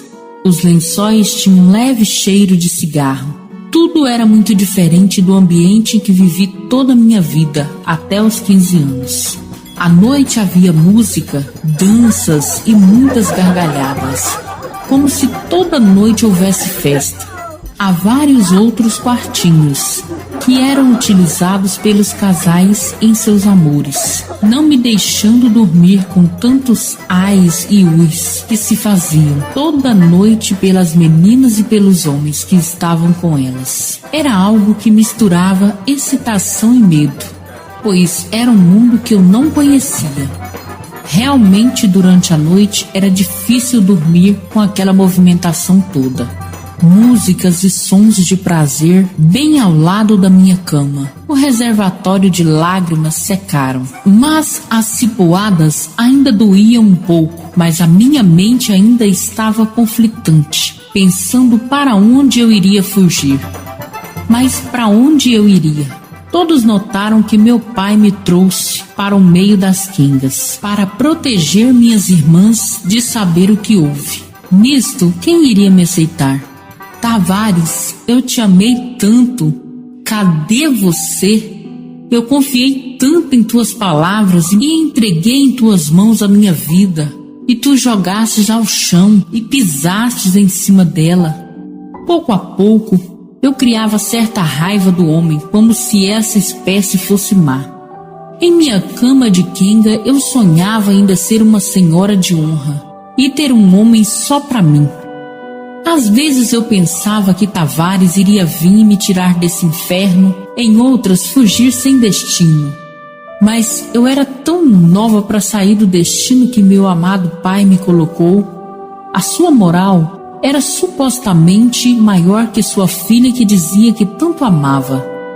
Os dois homens que tanto amei me jogaram na vida que dificilmente eu sairia. Sem moral, sem misericórdia, se torna hipocrisia pura, pois meu pai se sentia atingido por um erro que fiz com um namorado que me enganou. Mas não sentia a sua moral atingida quando todos comentavam as suas escapadinhas, com as quengas que tinha em vários lugares, nem com as noitadas nos bordéis da região. Eu não compreendia isto. Será que era porque a idade não permitia? A contradição parecia habitar no coração do homem. O ser humano é um ser extremamente contraditório. Durante o dia eu ficava junto às meninas, mas um pouco estranha a turma de mulheres que estavam ali. Elas cozinhavam muito bem e, apesar de estar muito triste, eu estava em conflito e não me enturmava. Porém, tinha uma fome muito grande. À noite, eu me trancava no quarto, mas não conseguia dormir, com tantos ais e uis, que pouco a pouco me excitavam também. Como os casebres, havia buracos pequeninos, onde eu passei a observar as quengas e seus trabalhos. E o que via era uma tremenda loucura sexual. Uma quenga chegava 9, 10 homens que botavam para quebrar.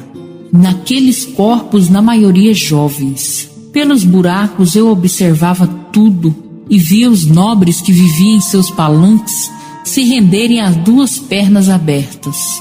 Era a incrível contradição da sociedade da época. Ver o prazer dos outros excita mais do que ter pessoalmente. Em uma semana eu já estava ardendo de desejo. Eu estranhei porque minhas regras não vieram e vomitei algumas vezes. Mas eu pensei que era por motivo de tanta excitação. Não entendia, ou o fato que eu estava dormindo muito tarde da noite. Para minha surpresa, Dona Yayá disse-me que eu estava prenha, de bucho, o que me fez novamente sofrer terrivelmente. Carol, você tá de bucho, viu, bichinho?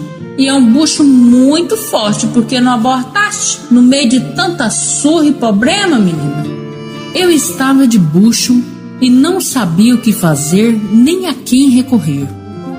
Realmente eu estava perdida, ao lado da mata de Dona América Correia e do Major Juvino, seu esposo. As lágrimas já não caíam mais.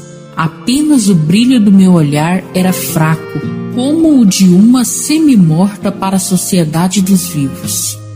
Uma semana depois da entrega na casa de Dona Yayá, minha mãe me visitou, trouxe-me comida e frutas e chorou muito ao me ver. E principalmente ao saber que eu estava de bucho de Tavares. Minha filha, eu te amo tanto, eu vou tentar arrumar um lugar pra você ir. Você sabe como é seu pai, né? Ele tem medo das outras se tornarem assim como tu. Eu não morri, manhã. Eu só perdi a virgindade. Você, minha filha, tem que sustentar o erro que fez. Eu vou tentar conseguir uma casa nos sítios pra você ficar.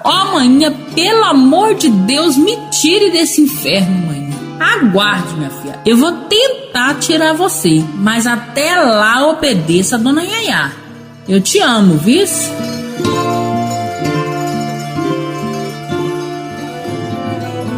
Da janela da casa das quengas, observei a minha mãe indo embora com seu jeito de andar. Eu sabia que ela estava tentando muito me tirar dali, mas ela temia pelos meus irmãos e irmãs. Se meu pai fosse embora, ela teria muitas dificuldades para criá-lo sem um homem. Aquela cabocla iria fazer de tudo para me tirar daquela prisão social. Mas mesmo de poucos anos de vida, eu sabia que era necessário muita força para isto. Talvez ela não conseguisse, mas eu a amava mesmo assim. Ela era uma grande mulher. Dona Yaya me procurou para ter uma conversa amiga. Ó, Carol, gostamos muito de você, viu, bichinha? E as meninas parecem simpatizar contigo.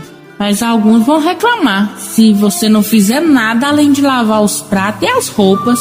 Tu necessita de dormir com os homens. Mas, Dona Yaya, eu estou puxuda.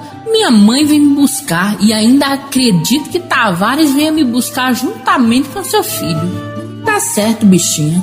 Mas enquanto isso não acontece, você precisa trabalhar para não causar algumas revoltas. Tu vai ganhar dinheiro e todo dia eu vou alertar os homens para não te machucarem, pois tu tá prenha. Eu vou escolher para tu os melhores homens que vierem aqui. E basta 1 ou 2 por noite. Então tá certo, Dona Yaya. O teu nome eu vou omitir, pois se você sair, ninguém vai se lembrar. O seu pseudônimo será Verônica. A partir de hoje você se chama Verônica. É a mais linda dos amores, Verônica.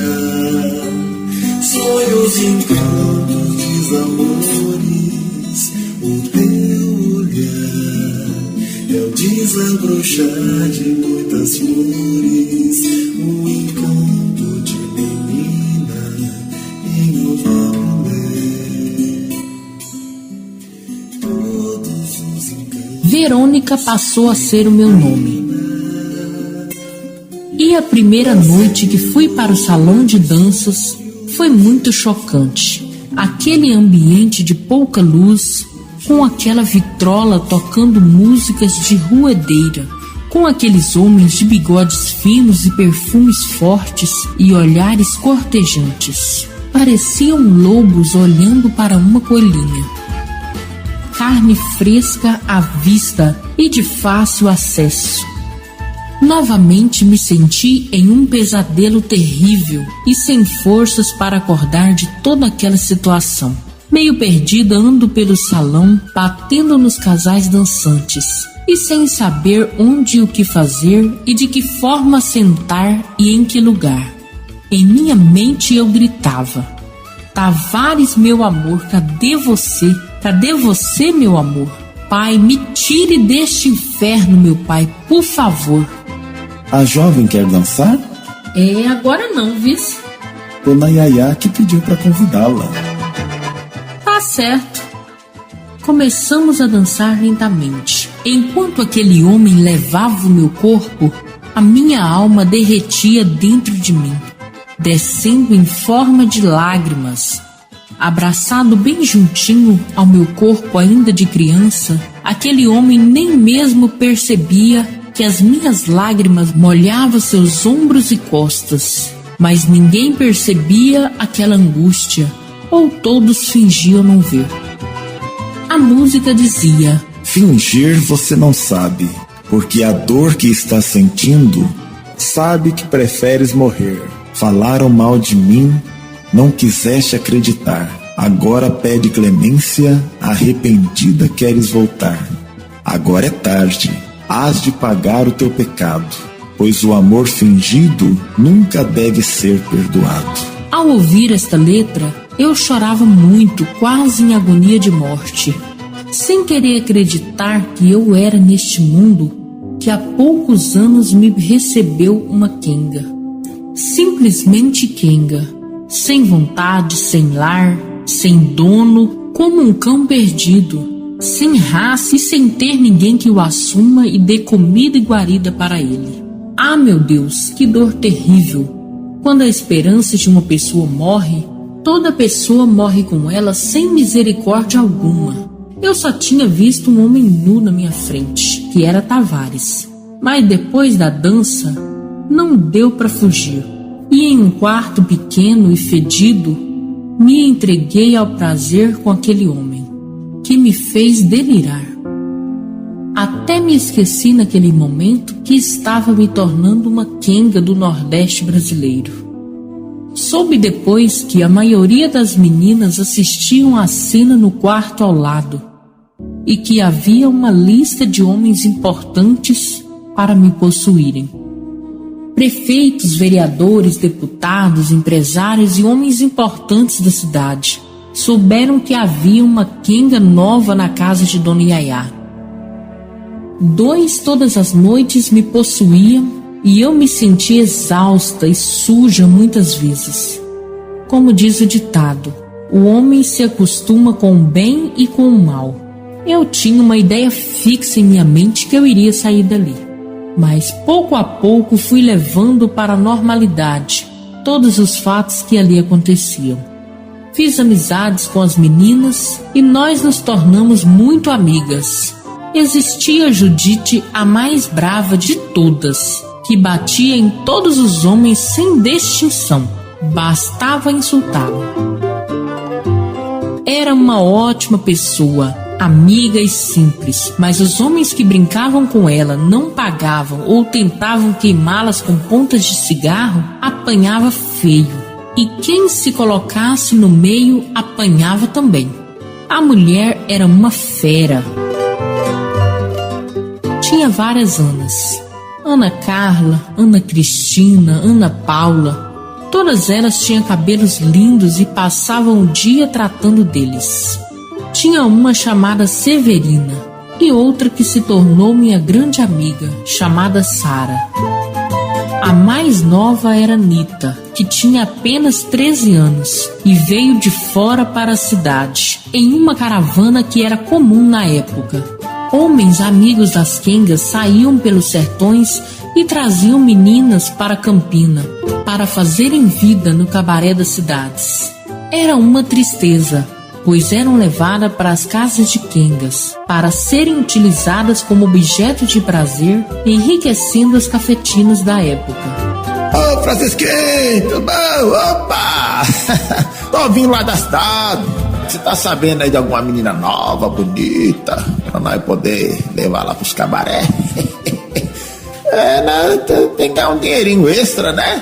Aí tá cheio das cafetinas lá, tá esperando as novinhas bonitinhas, tá cheio de barão pronto, né, pra gastar, e né, tá aqui pra trabalhar, né? Ó, tô sabendo das meninas aí, bacaninha, filezinha. Se você chegar ali pra aquelas bandas ali, ó, vou deixar pra você te ajeitar bem bacaninha, as meninas filezinha. Falar pra um Roboaldo ali que tá uma filhinha bonitinha, só você chegar com aquelas lábias lá do serviço, tudo direitinho, e pronto. Vou te levar em vários lugares, vamos lá. Ô Severino, ô Sebastião, ô Francisco, ô Miranda, ô Roboaldo, chega mais. Tô trazendo aqui o nosso amigo, parceirão, tá procurando moças bacanas, prendadas pra poder trabalhar. E eu indiquei o senhor aqui, o senhor tem uma filha, né? Que o senhor falou pra mim que tava precisando trabalhar. Ele aqui é a pessoa certa pra cuidar disso aí pro senhor, viu? Tem trabalho lá bacana, lá com as madame. De repente tá certo vocês combinar aí, né?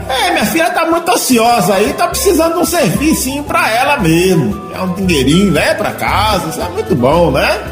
O meu trabalho é esse mesmo. A gente sabe que as famílias precisam, né?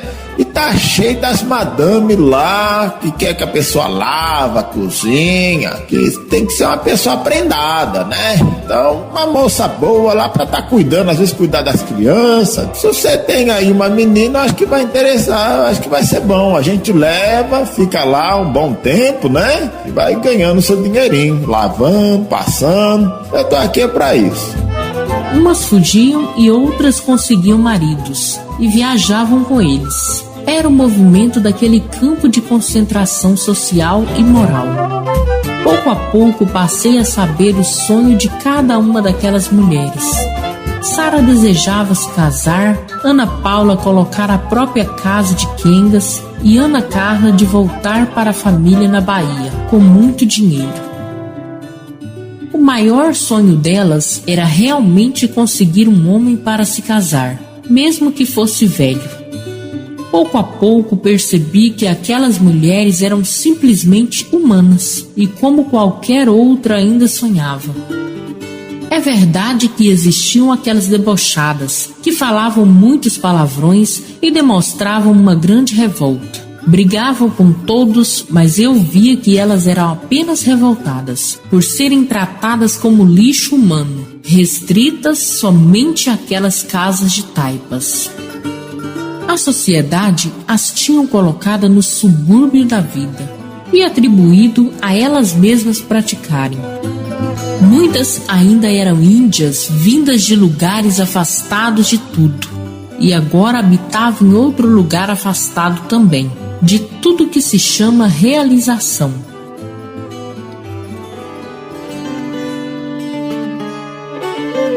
Entre as quengas havia mulheres abandonadas pelos esposos, que viajaram e nunca voltaram.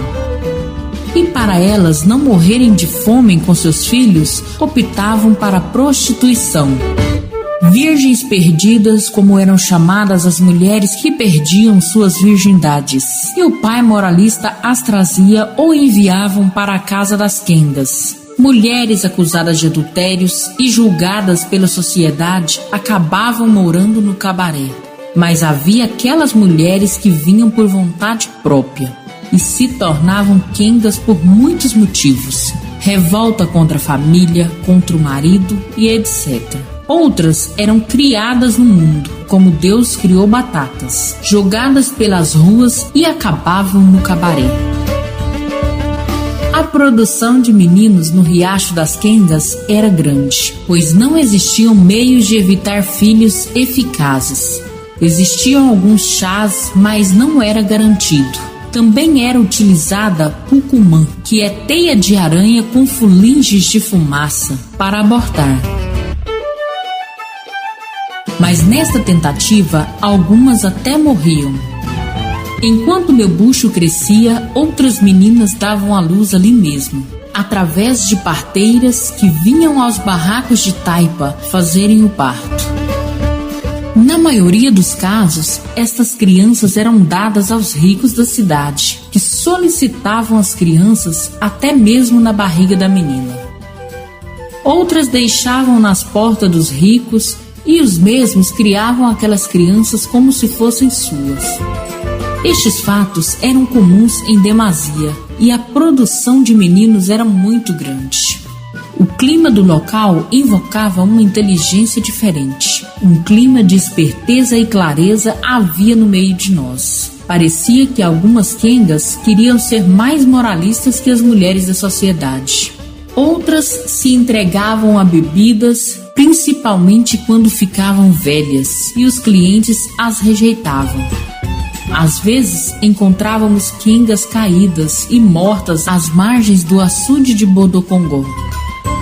Elas morriam de tristezas e dadas ao vinho. Pobres e distantes da família, com seus corpos envelhecidos e rejeitados pelos homens, elas morriam de tristeza e depois seus corpos morriam de álcool. Aquelas mulheres tão desejadas pelos homens morriam caindo os pedaços de seus corpos por doenças venéreas desconhecidas. Muitas delas morriam muito cedo, de infecções desconhecidas, e por terem pouca resistência a doenças, morriam logo. As mulheres de origem indígena que tinham pouca resistência morriam logo. As doenças mais comuns entre as quengas eram uma coceira, que às vezes atingia todas, piolho que eram catados nas calçadas e mortos à unha. A coceira era tratada com banho quente de melão de São Caetano. As brigas eram comuns, homens contra homens disputando quengas, mulheres com homens por não pagarem a noite. Mulheres vinham buscar os seus maridos que estavam em nossos braços e quengas com esposas enciumadas. Existiam tantas brigas que até nos acostumamos com elas. Até achávamos graça com a baixaria que de vez em quando nos visitava. A briga mais engraçada que presenciei foi a de Judite, com dois homens, um irmão do outro, que tentaram queimá-la com pontas de cigarro. Coitados, apanharam até umas horas. Judite era uma lutadora nata e a sua valentia fazia enfrentar até a polícia quando era chamada. Eita, mulher danada de brava! A nossa polícia era ela, verdadeira e apegada ao que é certo. Ela nunca rejeitou uma briga. Ela tinha pernas fortes e braços potentes. Era uma verdadeira guerreira. Oxe, tu acha que eu vou deixar homem me fazer de besta, é? Tentando me queimar com ponta de cigarro, eu desço-lhe o braço. Eita, mulher brava! O tempo passou rápido e eu dei à luz a um menino, o qual chamei de Gabriel, o nome de um anjo de Deus.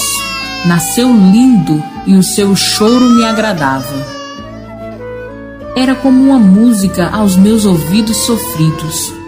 Fiquei com ele mais de 6 meses, quando me convenci que não tinha condições de criá-lo. E mais uma vez na vida iria perder mais um homem que eu amava.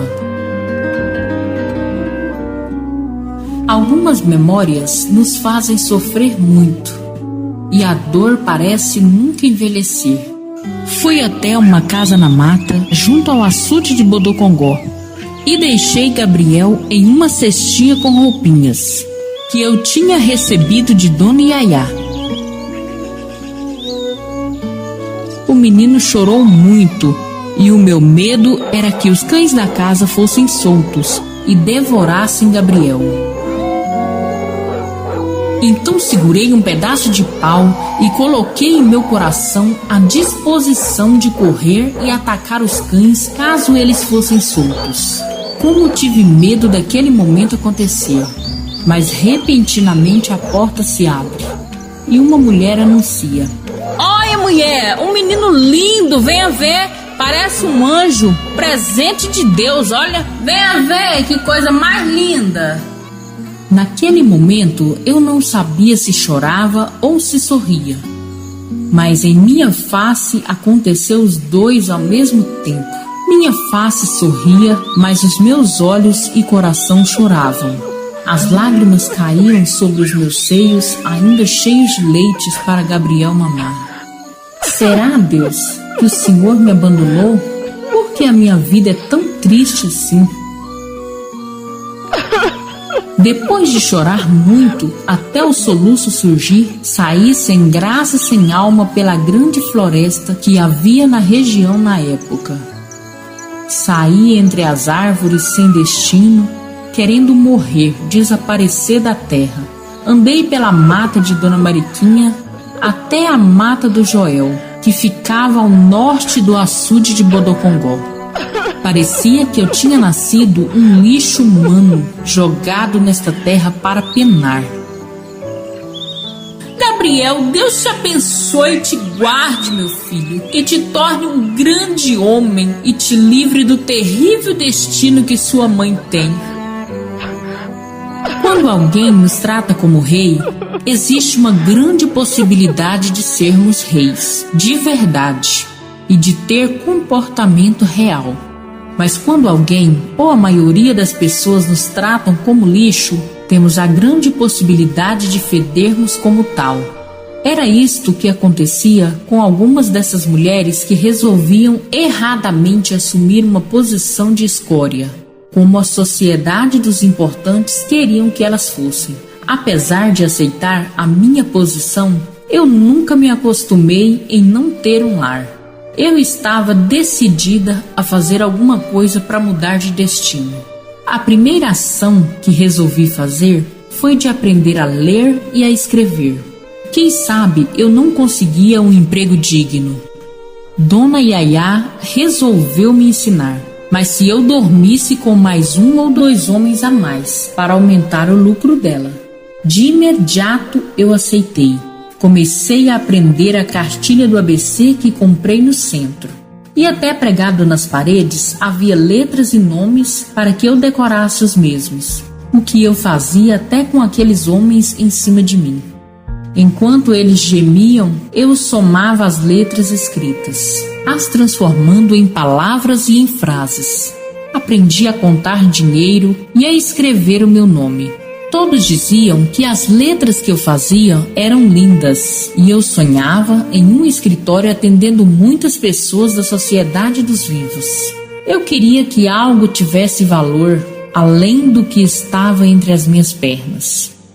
Quando a menina era nova e bonita, ela chegava a trabalhar 2 vezes mais que as outras. E se ela tornasse a preferência dos homens, ela não parava de atender.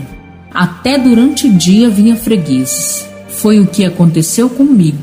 Eu era nova, tinha alguma beleza e procurava fazer bem o meu serviço.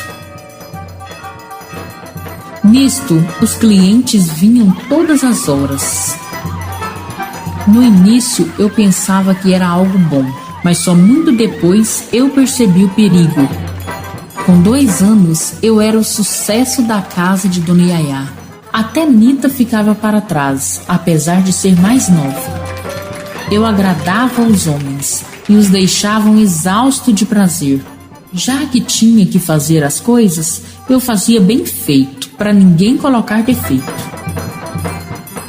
Depois de 2 anos, engravidei novamente. Desta vez, não sabia quem era o pai. Mesmo grávida, a gente na casa de Dona Yaya não parávamos, pois tínhamos que pagar a estadia. Aprendi a ler e a escrever. Faltava só um tempo para que eu deixasse aquela vida. Quando é quenga, não pode escolher homem. Toda espécie de homem temos que aceitar. Tanto fazia se fosse um doutor, um homem bonito e jovem, ou um homem sujo e maltrapilho. O pior deles são aqueles que têm vícios sexuais e que na hora da cama querem mais do que é oferecido a eles, ou passam a bater na gente para sentir mais prazer. Alguns sentem prazer no carinho, outros na dor. Estes associam o prazer à dor, e são eles os que mais nos dão trabalho. Outros pedem para que batemos neles ou chamemos de infeliz, safado e etc. Parece que no sexo, os homens e as mulheres deixam transparecer os seus comportamentos mais íntimos, seus medos, suas fobias e etc. É na cama que muitos se transformam, machões se aboiolam, os mulherengos brocham. A cama e uma mulher bonita sobre ela às vezes tornam um grande consultório para o tratamento de vários males psicológicos. Muitos homens de poder recebiam os nossos conselhos para seus negócios e suas políticas, deitados ao nosso lado, rendidos pelo nosso amor. Quando se é quenga, tem que ser esperta, e um clima de esperteza paira no ar. Ao contrário do que muitos pensam, os homens procuravam as quengas porque queriam trocar ideias com uma representante do sexo feminino. Ouvimos muitas histórias de fracassos que eles evitavam contar para suas esposas, e nisto ganhávamos fregueses fixos e admiradores secretos. Alguns nem mesmo nos tocavam, conversavam e choravam sobre os nossos seios desnudos. Era um consultório sexual. De muitos casos que sabia, 2 deles me lembro. Um deles era o caso de um homem da sociedade dos vivos, que era traído por sua esposa descaradamente, mas ele não tinha coragem de delatar a situação, por causa da família dela e da riqueza que tinha. A mulher dele o dominava. Tinha um caso há muitos anos com o caseiro dela e todos os serviçais sabiam, mas nada ele podia fazer. Ele gostava dela e tinha medo de perdê-la, juntamente com a riqueza que vinha da família dela. Era uma situação muito triste, que o fazia chorar várias vezes em meu ombro. O outro caso era de um homem que era homossexual e que sofria com isto. Ele queria que eu o fizesse homem. Eu batia a mando dele em seu corpo, falava palavras de ordem e autoridade, como: fale direito, seu viado, vire homem, seu fresco, tome jeito, seu baitola, possua-me, seu fresco. Era engraçado demais e eu morria de rir com essas taras loucas. O bom desses loucos embutidos era o dinheiro que eles davam a mais. e eu guardava o mesmo para um dia que eu iria precisar. Cheguei a ganhar R$1 por cada um destes que eu fazia terapia. Na época, as mulheres eram muito presas sexualmente e havia vários casos de mulheres que passavam meses para dormirem com seus esposos, os quais vinham para os nossos braços todos os dias. Eu não compreendia como aquelas mulheres que viviam tão bem não conseguiam se relacionar com o homem que era seu. Na casa das Kengas, sabíamos de tudo o que acontecia nos bastidores no mundo do poder, da alta sociedade. Com isto, uma grande parte das Kengas eram mulheres esclarecidas e sabiam falar mano a mano com os homens de seu mundo tão conturbado. O problema estava naqueles homens que queriam provocar dor na gente enquanto amava. Certo dia, um homem com cara de cigano me contratou para o prazer. E no ato, ele apagou um cigarro em minha perna, deixando uma marca em carne viva. Eu reclamei e fui segurada com muita força, em um ato quase como um estupro. Ai, que isso? Meu Deus, que isso, homem? Me solte! Calma, só tô te marcando. Todo mundo faz, eu também tô fazendo, ó. Que isso, homem? Me solte, me solte! Não, nada Quero disso. mais, me solte! Quieta aí. Eu reclamei e fui segurada com muita força. Fui emudecida e apanhei muito enquanto ele obtinha prazer. Como havia muitos gemidos e sons nos quartos, ninguém veio quando alertei o problema. Tentei de tudo para sair dele, mas ele era muito forte. Tu me solte, homem, tu me deixe sair, eu vou gritar. Eita, saquinho, eu só tô aqui fazendo, eu te paguei pra fazer o que tem que fazer. Me deixe, seu louco. Eu tô te pagando e você vai fazer tudo que eu tô querendo. E só me deixou quando terminou. Ele jogou o dinheiro em cima de mim e saiu. E eu fui atrás batendo nele até levar um murro muito forte. Seu cachorro, seu cavalo, você me paga, seu bruto! Sai daqui, não solta Ai! daqui! Sai daqui! Sai daqui! Judite saiu ao meu socorro, pulou em cima daquele canalha e começou uma luta muito forte. Ana Paula pulou também e repentinamente 3 ou 4 companheiras fizeram o mesmo. Aquele grandalhão resistiu, mas acabou apanhando de todas nós. Até que dos quartos surgiram homens e deram a maior surra que eu já vi. Dizem que a vingança é um prato que se serve frio, mas é gostoso e é muito. Era minha primeira marca de cigarro, que se somava às cicatrizes que meu pai fizera com um cipó de jucá. Peguei várias vezes coceira e piolho. Era uma coceira que não acabava mais. E tinha uns carocinhos que ao coçarmos se tornava uma ferida, manchando mais ainda a nossa pele. Pouco a pouco as marcas nos denunciariam que éramos Kengas aonde fôssemos. Eu tentava evitar isto com remédios e banhos constantes. Afinal, depois de meu filho nascer, eu iria procurar outro emprego. No mês de maio, meu filho nasceu, outro homem em minha vida. E eu não queria ficar longe dele, mas a pobreza excessiva é uma maldição muito grande, pois o vivo miserável pode menos que o morto rico. A memória dos barões poderosos e ricos pode mais que um vivo que nada tem.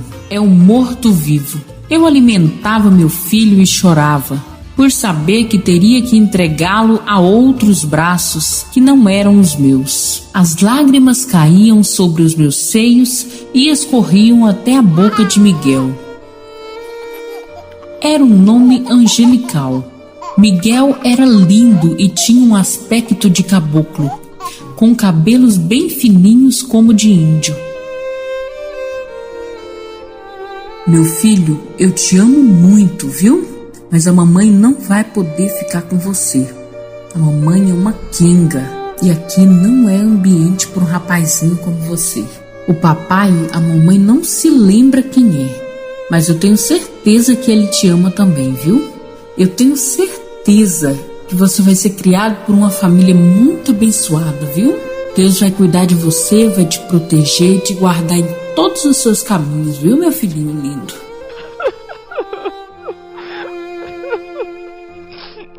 Então eu chorava amargamente. Parecia que chorar era o meu destino imutável.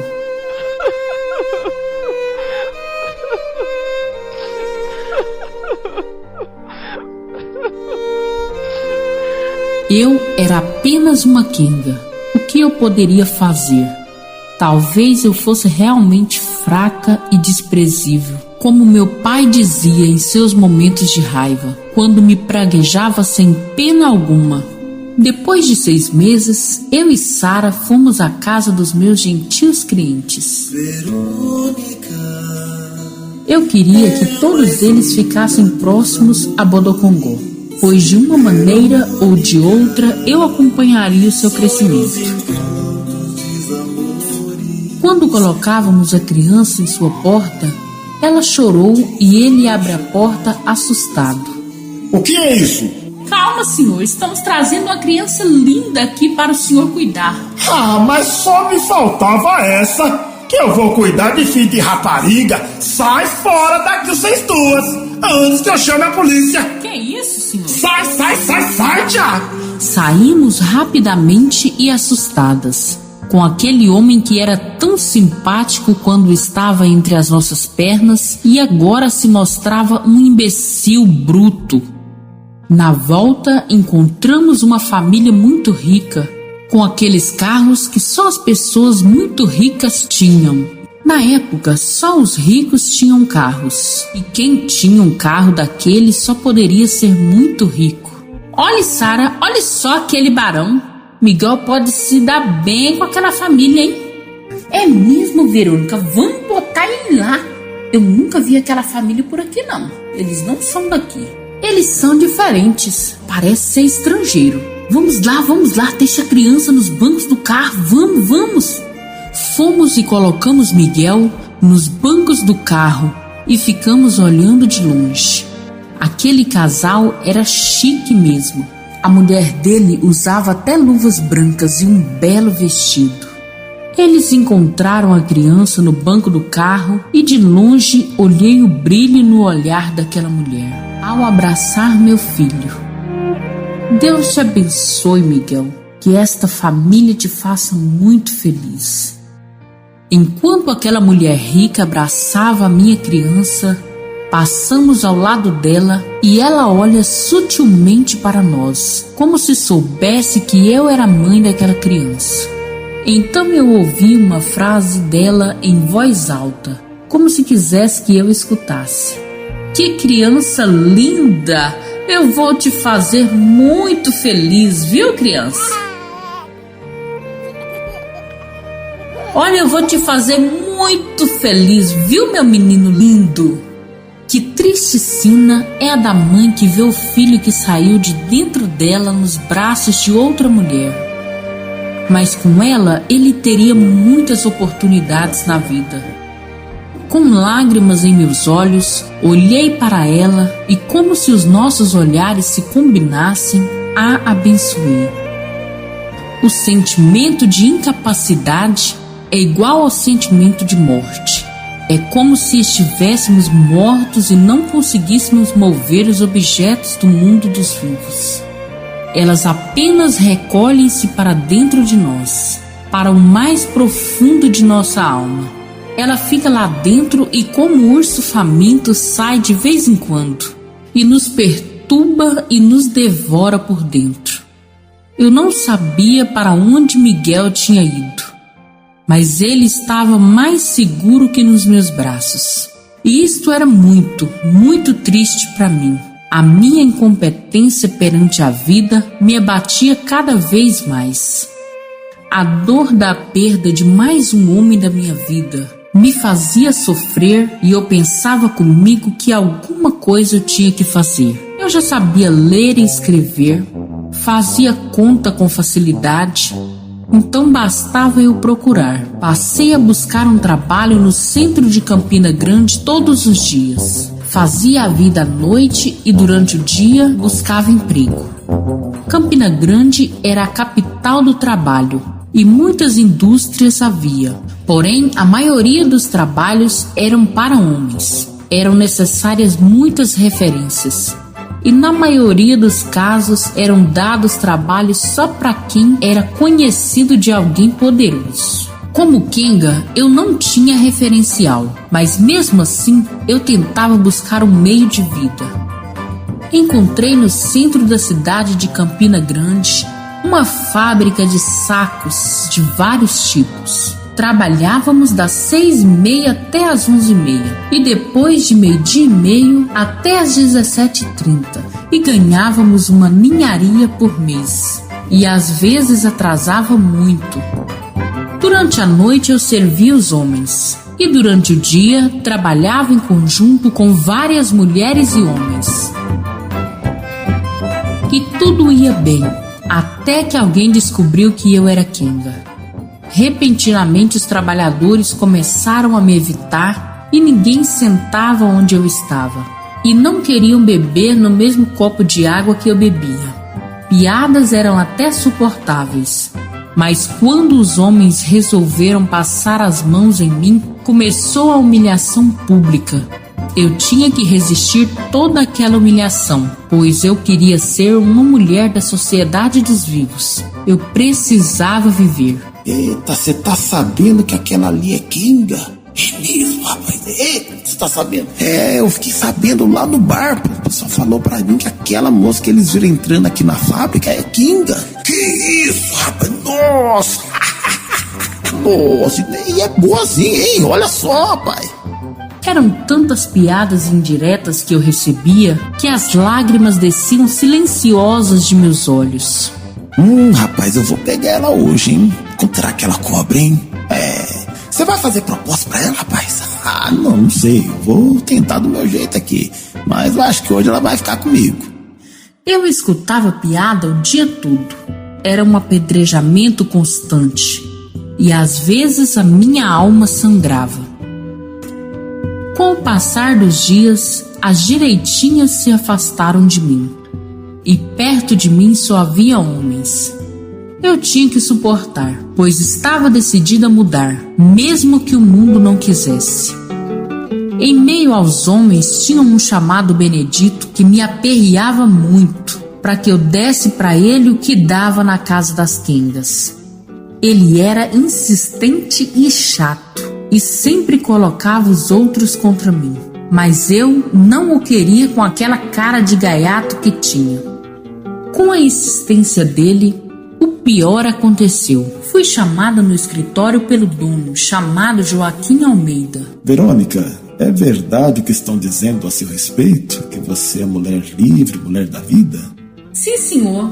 Faço a vida, mas estou aqui trabalhando para sair desse terrível destino.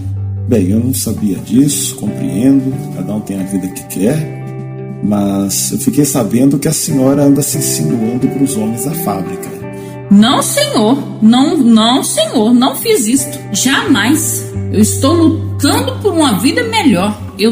Jamais eu faria isto. Dona Verônica, infelizmente eu estou recebendo muitas reclamações, muitas queixas por parte dos trabalhadores. E as mulheres não estão nem querendo usar os banheiros por causa da senhora. Eu não tenho culpa, meu senhor, e eu não tenho doenças, viu? Eu posso te garantir.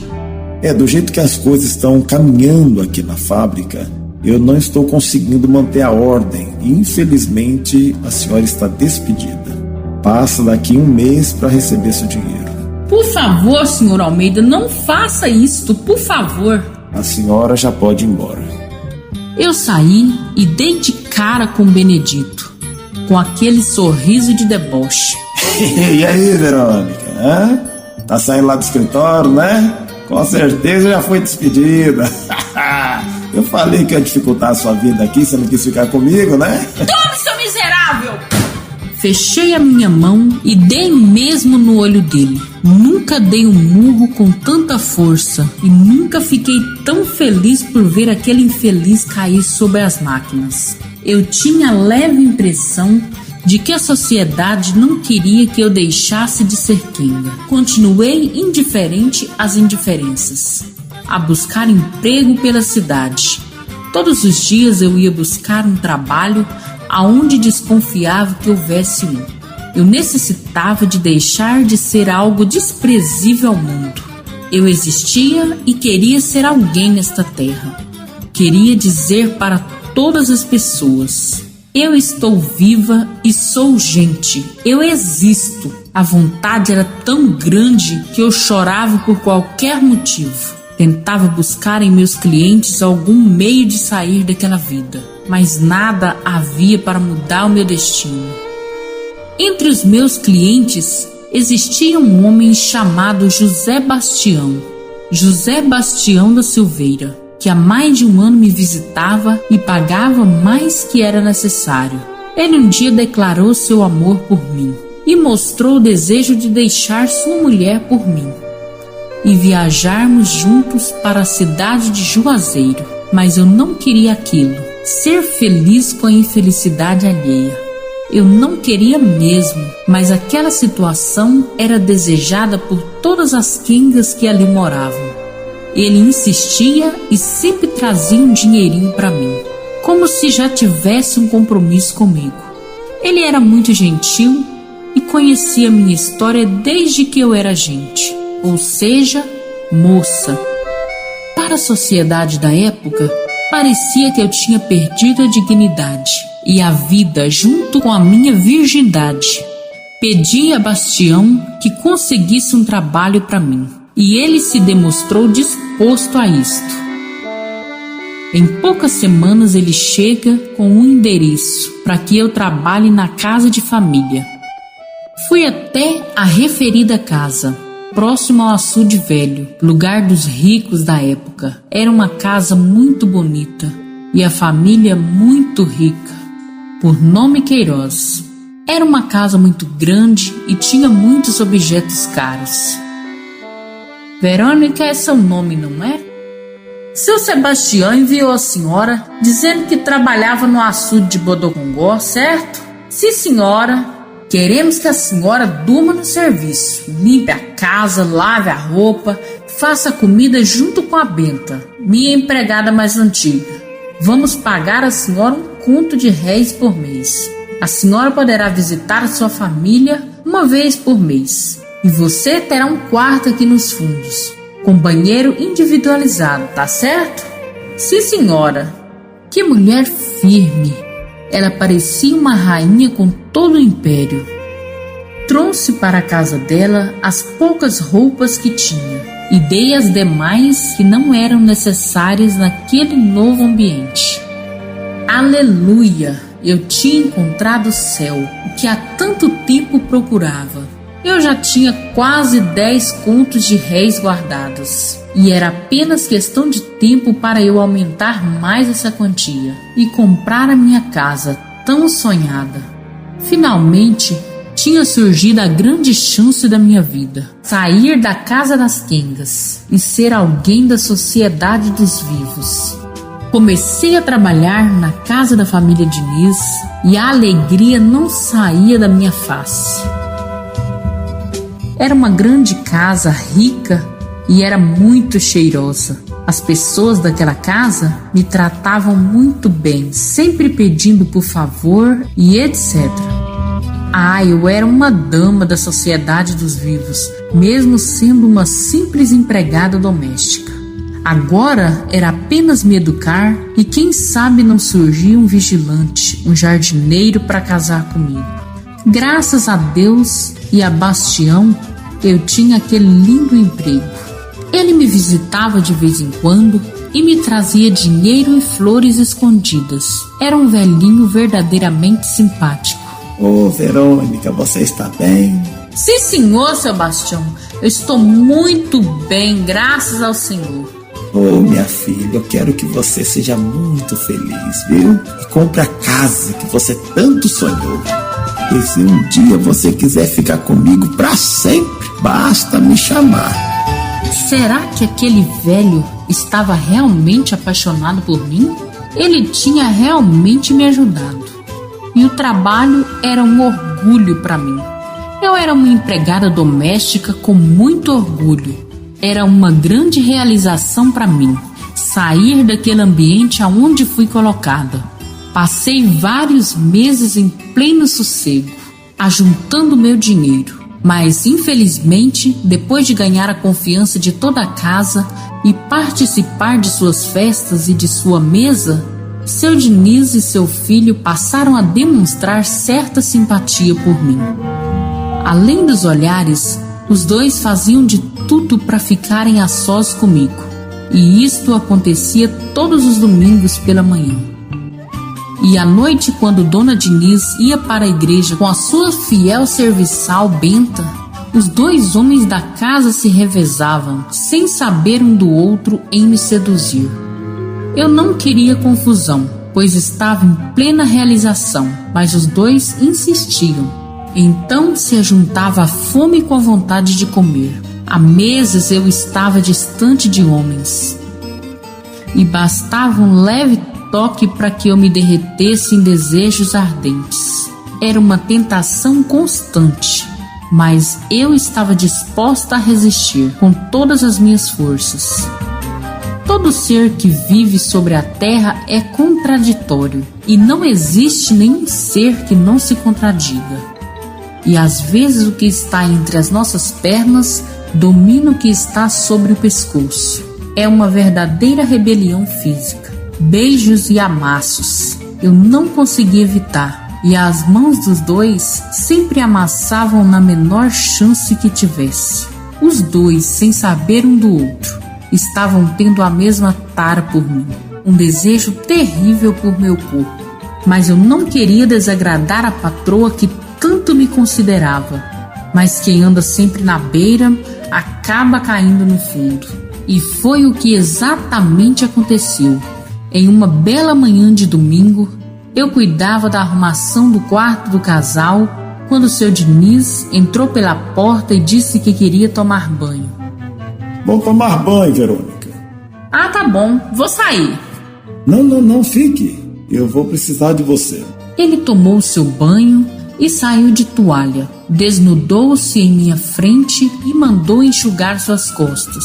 Agarramos-nos como em uma briga, e em prazeres nos afogamos naquela cama de cheiro maravilhoso e lençóis macios, que pareciam me absolver de tão macios, e de uma cor extremamente branca. Foi nessa cama que devoramos como dois famintos de amor. Pareciam que vários pedaços iriam ser arrancados dos dois, e o movimento de nossos corpos eram tão quentes que pareciam que iria sair fumaça. Era uma loucura sobre aquela cama, tão limpinha. Foi manchada aos poucos com nosso amor, que respingava paixão por todos os lados. Aquele homem estava sedento, e várias vezes iniciávamos aquela maratona do prazer, o que nos deixou exaustos, quase em desmaio. Eu não queria aquela situação, mas ela veio com muita força e eu não consegui resistir. Esta mesma situação aconteceu com o filho dele, que insistiu muito para me possuir, e em situação semelhante me entreguei ao prazer com ele também. Novamente eu estava sendo uma amante, e o sexo que era tão bom me fazia sofrer, e se colocava no meu caminho como uma pedra, e eu sempre tropeçava nela. Mas como dizer não ao meu próprio patrão? E ao seu filho, o que eu diria? Estarei eu sendo novamente quenga dos dois? Eu estava agora morando ao lado do chique açude velho, aonde moravam os ricos da cidade de Campina Grande. Mas eu não conseguia deixar de ser de homens que não eram meus. Dona Diniz, com toda aquela autoridade de patroa, sempre facilitava a minha estadia naquela casa, a sós com os dois homens, marido e filho. Para minha surpresa, Os meses passaram e ninguém percebeu a grande atividade sexual existente na ausência dela com seu esposo e filho. Nem mesmo os dois tomaram conhecimento do que o outro fazia. O filho de Dona Diniz, Renato Lima Diniz, era noivo de uma moça donzela da família de Gaudêncio e era casamento certo. Era mais uma daquelas uniões que projetavam os dois para o futuro. Mas enquanto a sua donzela permanecia pura, aguardando seu casamento, eu servia de amante para ele, que em meus braços adormecia. Às vezes eu tinha a impressão que Dona Diniz sabia do ocorrido no oculto dos lençóis, mas nada dizia, como se quisesse dar aos seus homens a oportunidade de estar comigo e desfrutarem de uma nova mulher. Mas eu nunca tive certeza disto, mas sempre desconfiei mesmo. Era muito estranho, principalmente quando ela viajava para a capital e passava lá alguns dias, deixando seus homens famintos de prazer, justamente comigo, e eu era comida fácil para eles. Ela sempre levava Benta à sua serviçal de muitos anos, por 2, 3 e até 4 dias de grande atividade. Era uma loucura. Às vezes, os pobres são vítimas de suas próprias ignorâncias, pois expõem suas vísceras por qualquer motivo, em nome de sua moral, de Deus e de qualquer outra coisa semelhante. Já os ricos que eu convivi guardavam seus defeitos para resolverem entre paredes. Com palavras baixas, quase ao pé do ouvido, resolviam suas questões. Já os pobres berravam nas ruas o que acontecia em suas casas. A moça que se perdesse naquele tempo entre os pobres era ridicularizada, e uma grande parte delas acabavam nas casas das quengas. Mas entre os ricos, este fato era ocultado, até pelo noivo, que percebia que sua esposa não era virgem. Em raros casos, as moças chiques acabavam em um convento santa e pura, mas as suas vergonhas não eram expostas a todos. Moral sem misericórdia é pura hipocrisia, e eu estava acabando de perceber isto.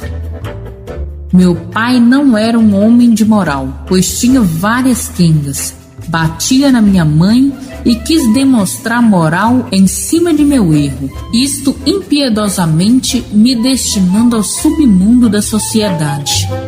Depois que eu virei quenga, ninguém da minha família tinha me visitado, nem os meus irmãos e irmãs que já tinham casado e organizado suas vidas. Para muitos de meus familiares, eu tinha uma doença contagiosa e nem de longe desejavam me ver. Talvez para eu não ir à casa deles. Eu tinha me tornado um lixo da sociedade dos vivos e participava da sociedade dos mortos. Mas graças a Deus, ninguém da sociedade dos vivos tinha me conhecido naquela mansão dos Diniz. Nos meus horários vagos, eu treinava a minha escrita e começava a escrever as minhas principais histórias. Esquecendo alguns detalhes, eu estava me sentindo a mulher da sociedade. E até na mesa, às vezes eu almoçava com a família, que me acolhia. É claro que alguns pés debaixo da mesa me cutucavam, mas isto era apenas detalhe, apenas detalhe. Eu ajuntava dinheiro e já estava perto de conseguir o meu propósito de comprar a minha casa. Eu gostava mesmo das festas, com toda aquela comida de rico. Eu comia tanto que ficava triste e sem coragem. Era bom demais. Aquela família realmente constituída de pessoas tão legais que passei a pensar que aqueles eram meus verdadeiros parentes. Nesta caminhada feliz, passei quase 4 anos e estava convencida que aqueles membros nobres daquela família me amavam e queriam-me muito bem. Que me lembro de engraçado que Dona Diniz e seus filhos, até Benta, serviçal fiel, pegaram uma coceira danada. Eles se coçavam sem parar e disfarçavam quando as visitas chegavam. Disfarce estes que às vezes era muito engraçado. Ah, como era bom participar daquela família feliz. Bom mesmo era no Natal.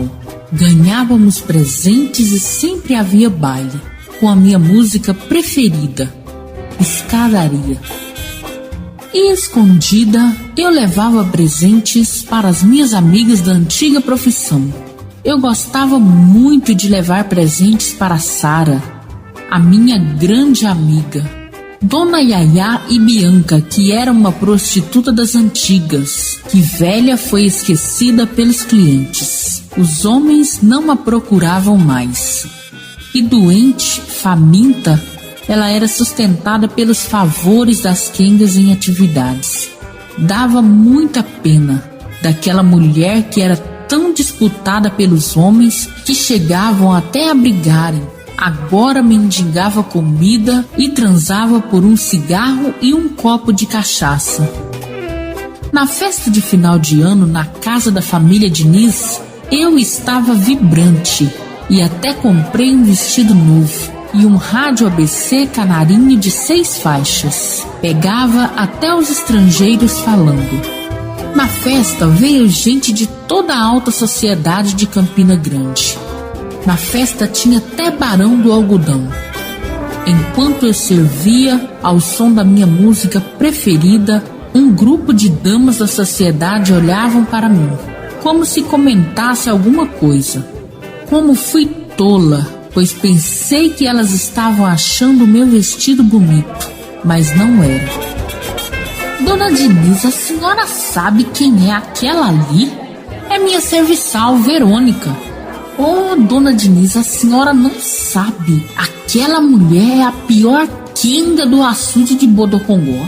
É rapariga brava e violenta, viu? E todos lá já conhecem sua fama. Como é que ela veio parar aqui, Dona Diniz? É mesmo?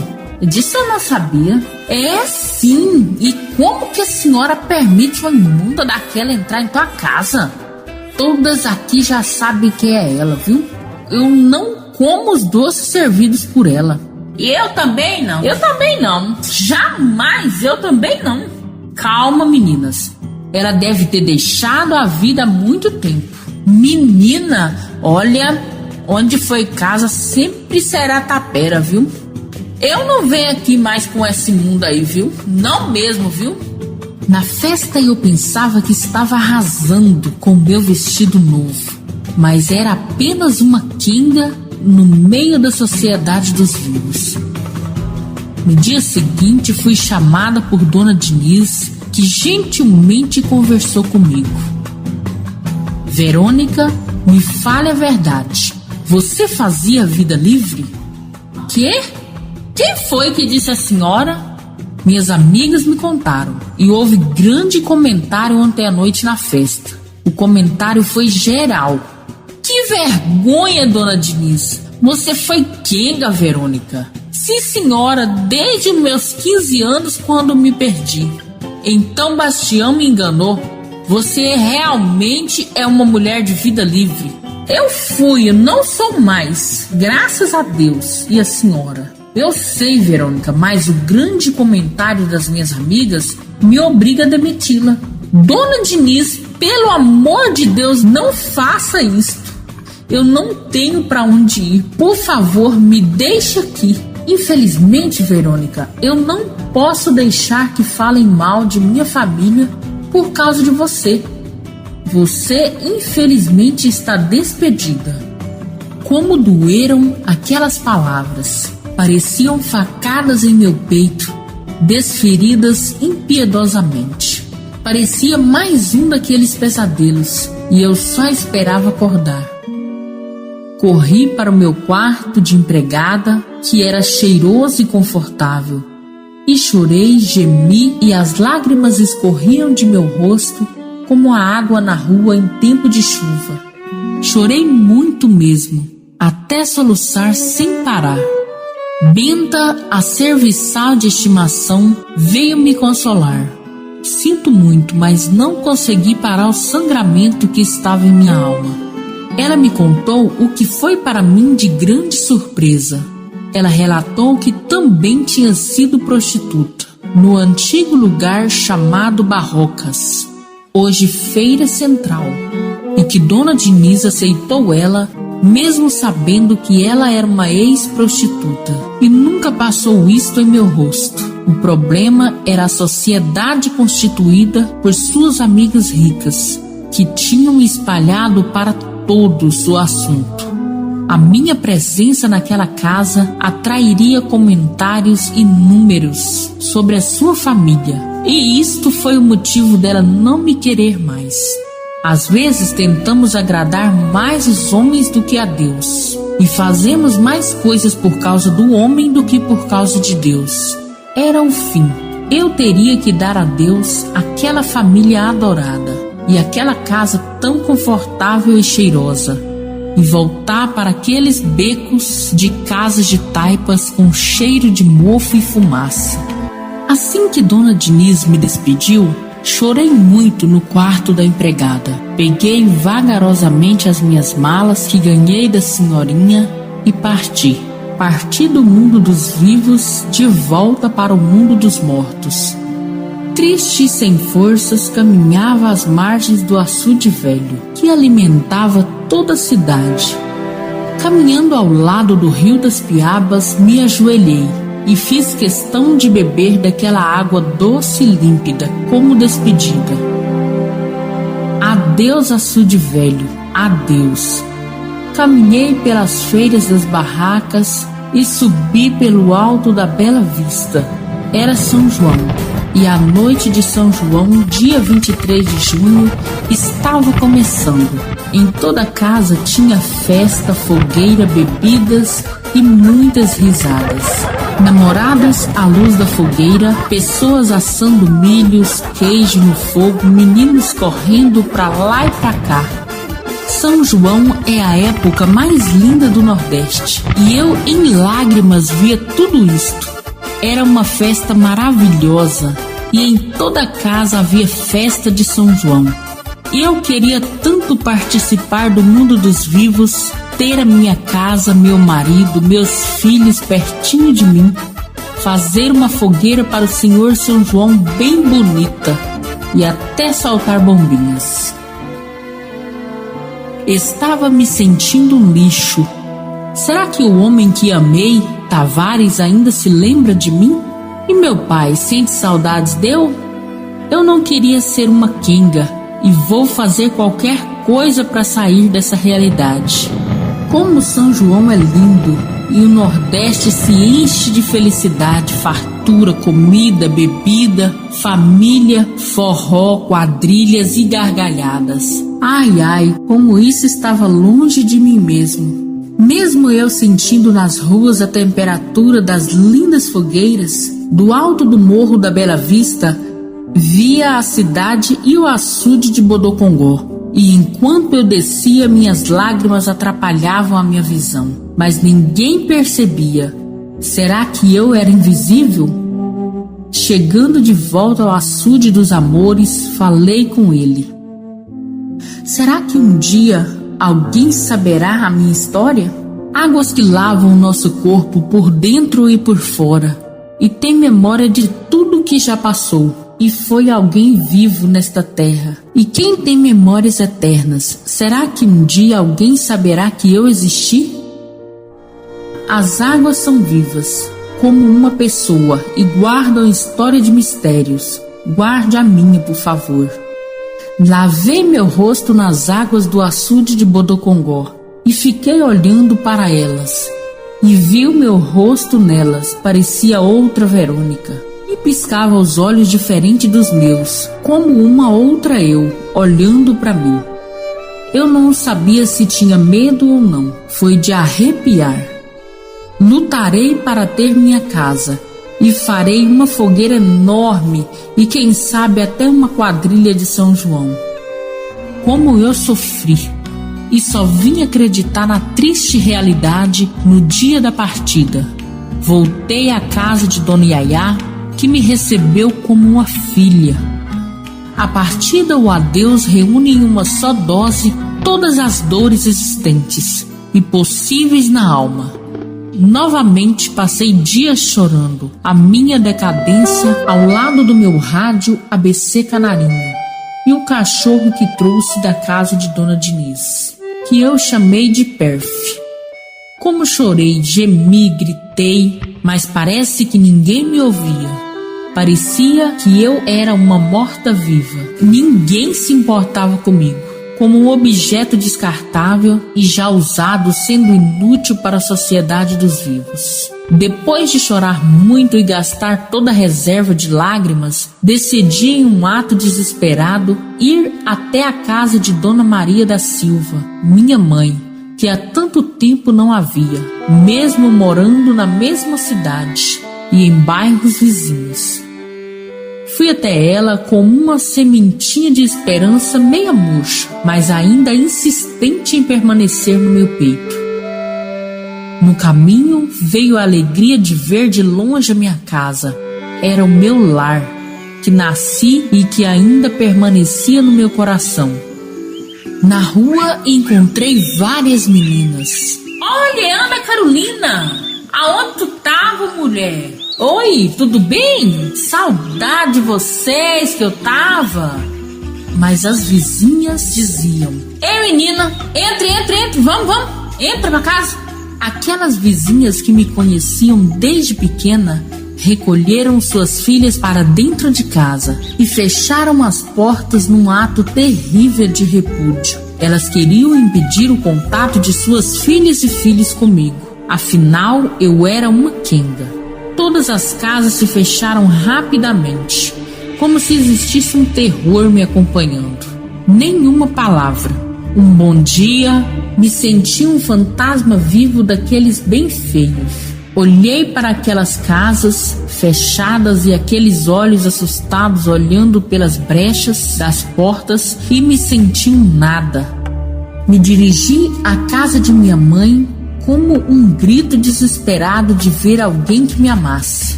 Afinal, ela tinha sido contra a entrega de meu pai. Mãe! Verônica! Oh, minha filha, o que tá fazendo aqui, danada? Benção, mãe! Eu pensei que a senhora iria me chamar de Ana Carolina. Ah, sim! O que você quer, Ana Carolina? Por que você veio aqui? Você não sabe que seu pai não quer ver você aqui? Neste momento, eu chorei como uma criança querendo colo. Ai, maninha! Oh, maninha, me deixa entrar, maninha! Não tá com saudade de mim, maninha! Será que meu pecado era imperdoável? Dona Maria, a lavadeira, se compadeceu de minhas lágrimas e abriu a parte de baixo da porta, me deixando entrar. E eu entrei debaixo do teto que havia nascido, sentindo o cheiro da comida que eu tanto gostava. Sente nesse tamborete, minha filha. Você tem que ir embora logo, antes que seus irmãos cheguem. E se o seu pai souber, eu vou apanhar com certeza. Mas diga o que tu veio dizer. Eu quero dizer que eu amo a senhora. Eu não aguento mais essa vida, minha mãe. Ah, Verônica, você tem que aceitar o seu destino, minha filha. Mãe, me tire daquele inferno, daquele campo de concentração. Me salve, mãe, me tire de lá. Ah, meu Deus, eu não posso fazer nada, minha filha. Suas tias não querem te ver aqui. Elas não querem saber da ideia de ter uma sobrinha quenga. Elas não te aceitariam na casa delas. Eu limpo o mato, cuido de gado, eu faço qualquer coisa, manhã. Minha filha, aceite seu destino. Destino? Não é meu destino ser uma mercadoria barata. Eu sou uma pessoa, mãe. Eu sou gente. Mãe, eu existo. Eu sou Ana Sofia, mãe. Dona Maria Lavadeira, amada, olhava para mim com lágrimas nos olhos, como aquela pessoa que olha o seu boi de estimação para ir para o machado no matadouro. Em breve momento ficamos sem dizer nada. Só nossas lágrimas falavam. Tá na hora de ir, minha filha. Seu pai não pode te ver aqui. Meu pai? Aquele raparigueiro que tem várias quengas, ele é um... sei nem o que dizer, manhã. Não fale mal dele, pra tu não ser amaldiçoada, viu? Amaldiçoada? Que maldição maior que essa, manhã? Tome esse lencinho, essa merendinha e vá embora. Me dê um copo d'água, manhã. Depois de beber aquele copo d'água, saí da casa e pedi a bênção daquela que me gerou. Esta minha partida foi vagarosa e eu peguei uma pedra do terreiro bem varrido de minha mãe para guardar de lembrança. Recebi a sua bênção e saí vagarosamente, sem querer perder nem o cheiro daquele lugar que tanto amei. Como eu queria ser aquele cachorrinho deitado naquele terreiro, cheio de flores e pedrinhas arrodeando elas. Como eu queria ser aquele gato, somente deitado em frente à porta da vizinha. Mas talvez eu fosse pior que todos aqueles animais e não valesse mais do que o preço daqueles 2 juntos. Será que o meu valor estava concentrado apenas na minha condição de mulher? Seria isto? Quem era eu no mundo? Um ser desprezível? Andei e saí do meio daqueles terreiros, mas ainda em meio ao mato fiquei olhando o lugar de meu coração. As vizinhas saíram das suas casas, onde se escondiam de uma fera raivosa, que era o seu próprio preconceito. Se escondiam de mim. Os meninos e as meninas saíram a brincar e aquelas mulheres conversavam umas com as outras, enquanto as minhas lágrimas caíam frias como a morte. Todos os encantos de menina, trazendo grandes sonhos e ilusões, um jeito doce que fascina, ela que encanta. Mas de longe vi minha mãe, e em suas mãos o tamborete e o copo que bebia água, e jogou os 2 em um monturo existente próximo à sua casa. Ah, meu Deus, como aquilo me doeu! Mas a dor tem um limite.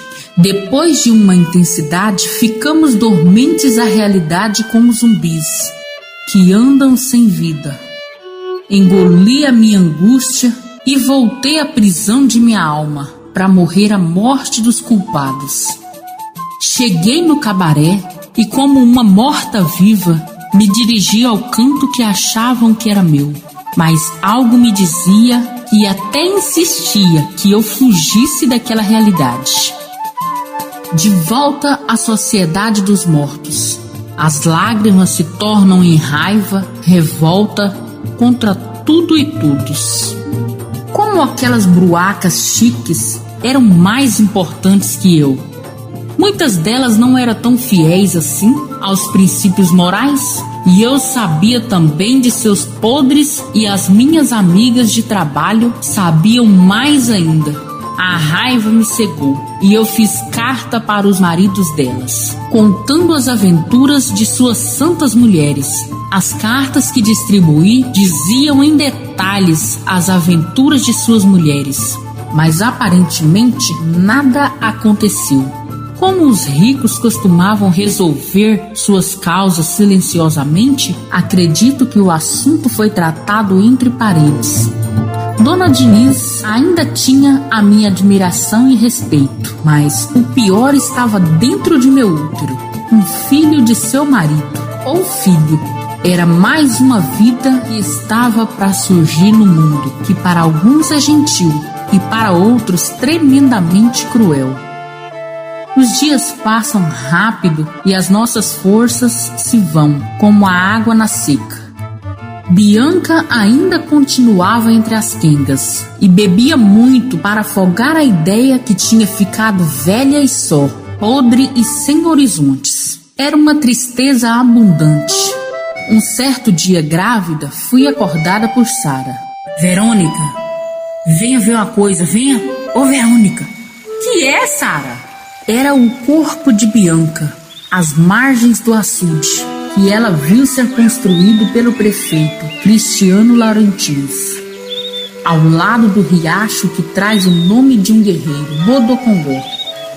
Ninguém sabe por que ela morreu. Fizemos uma cova e enterramos a velha e sofrida Kenga, aquela que deu tanto alívio a vários homens. Não tinha nem mesmo onde cair morta. Ela tinha vindo da cidade de Pedra Bonita, Itaporanga, ainda jovem, e tudo que aprendeu a fazer foi ser mulher na vida. Os filhos que teve deu para os ricos criarem. Deixou nas portas o que saiu de dentro de seu útero, e nem mesmo a sua família se importava com ela. Vendo aquele corpo caído junto ao açude de seus amores, me assustei com a realidade final da maioria das Kengas. Os homens passavam, olhavam e iam embora, sem prestar nenhuma atenção. Quem será que é aquela ali? É aquela Kenga bêbada. Nossa, tá vendo? Que isso, rapaz? Esse é o final delas mesmo, né? Vai vivendo essa vida torta, o final delas é isso aí, ó. Bianca parecia que não tinha nome.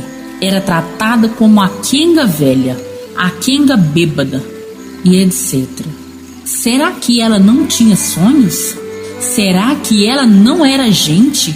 A realidade de Bianca me assustou tremendamente. E repentinamente uma ideia sombria de meu destino se apresentou em minha frente. Eu não podia acreditar que um dia eu poderia estar como o corpo da velha querida amiga Bianca, que nem mesmo sabíamos o sobrenome, ou se este nome Bianca era um nome verdadeiro, ou de guerra, ou um pseudônimo. Foi triste a história final da ex-famosa Bianca, como tantas que ficaram velhas e morreram desprezada por tudo e por todos nós. Não era de interesse de ninguém recuperar Kengas. Até o governo fazia vista grossa à nossa tão utilizada existência. Era realmente triste o final de carreira de uma Kenga, principalmente no Nordeste daquela época. Passei a minha gravidez com as demais nos barracos de Taipa e 6 meses depois do nascimento de Dalva, nome de uma estrela, coloquei na porta da família Diniz para ser criada. Não gosto nem de me lembrar deste dia, mas quinzenalmente eu de longe a visitava. Olhava para minha linda garotinha brincando com as bonecas caras nos jardins da casa. Às vezes Benta me via e dava a entender que ela sabia que Dalva era minha, com algum homem daquela família. Mas o que ela poderia fazer? Era sistema. A sociedade parecia condenar as Kengas eternamente ao mundo dos mortos-vivos. E não permitiam, em nome de sua moral, que estas pobres Kengas deixem o que por falta de sorte um dia abraçaram. Uma vez Kenga, jamais, gente, era o que a sociedade queria. Sara foi embora com um velho 20 anos mais velho do que ela, que a deu um nome e um lar. Sara conseguiu o que era o sonho de toda Kenga. Algumas não diziam mais isto, pois não tinham mais esperança para isto. Mas eu sabia que necessitava sair daquela vida. Bastião continuava me chamando para morar com ele, mas eu não queria de modo algum. Mesmo com a recusa, ele continuava o mesmo cavalheiro de sempre. Às vezes me trazia flores, às vezes frutas frescas, peixes e até feira ele fazia e trazia para mim. Era realmente um homem muito bom. Já que eu não poderia ficar com Bastião, cuidei de imitar Sara, fazendo com que um homem, Manuel da Silva, resolvesse me assumir e me levar para casa. Ele me aceitou e me levou para o rancho dele. Ele morava em uma vila de quartos fedidos, próximo à mata do Luzoeiro. Eu sabia de alguns problemas que ele tinha, como beber muito e não ser totalmente viril. faltava-lhe constantemente as forças sexuais. O que eu não sabia e estava próximo a descobrir era o fato de ele ser muito violento e colocar a culpa na mulher de suas brochadas. Foi exatamente isto que aconteceu. Ele bebia demais e na hora do sexo falava o que trazia sobre ele uma enorme ira que era descontada em mim. Eu trabalhava para este homem como uma mula. Lavava, passava roupas, arrumava a casa e à noite acabava apanhando, sobre a acusação de que não exercia bem o seu papel. Ah, sua Kenga, você não vale nada. Eu não me excito por causa de você não vale nada. É você que me faz broxar desse jeito, ai. Eu não devia ter trazido você pra cá. Eram tantas palavras fortes acompanhadas de palavrões que pouco a pouco eu me convencia que o cabaré era melhor que aquele lugar. Eu precisava encontrar uma saída, mas parecia que não havia outra forma para que um dia eu fosse uma dama da sociedade dos vivos. A ingratidão tira a afeição, e aquele homem era um verdadeiro cavalo e cheirava como tal. Eu chego nesta casa e não encontro nada arrumado. Você não fez nada de dano. O que eu vou fazer, ué? Eu tô arrependido de ter trazido você pra cá, hein? Eu vou mandar você embora aqui. Por amor a mim mesma, eu tinha que suportar aquele porco fedorento. Eu tinha dinheiro e o guardava bem guardado, mas aquele bêbado roubou o meu dinheiro para jogar nos cassinos e no cabaré. Ele consumiu em poucas noites a economia de uma vida inteira e destruiu os meus sonhos de ter um teto só meu. Além disto, me batia todo dia e por qualquer coisa. Quem habita entre feras sente inevitável vontade de ser fera também. E às vezes os que tentam superam os que eram há muitos anos. Toda e qualquer raiva ele de sua boca anunciava uma lista de palavrões a respeito de minha moral. Moral tem quem anda certo, e aquele homem era um imoral, sem critério, sem limites. Era um verdadeiro animal. Como eu desejava deixar de ser Kenga e ser uma mulher da sociedade, mas era difícil aguentar a ignorância daquele animal. Sara deu muita sorte e seu esposo a trata como uma princesa. E de tudo ela tem. Para a cidade que ela foi, ninguém sabe de seu passado. Realmente ela se salvou. Salvou-se do terrível destino das Kengas.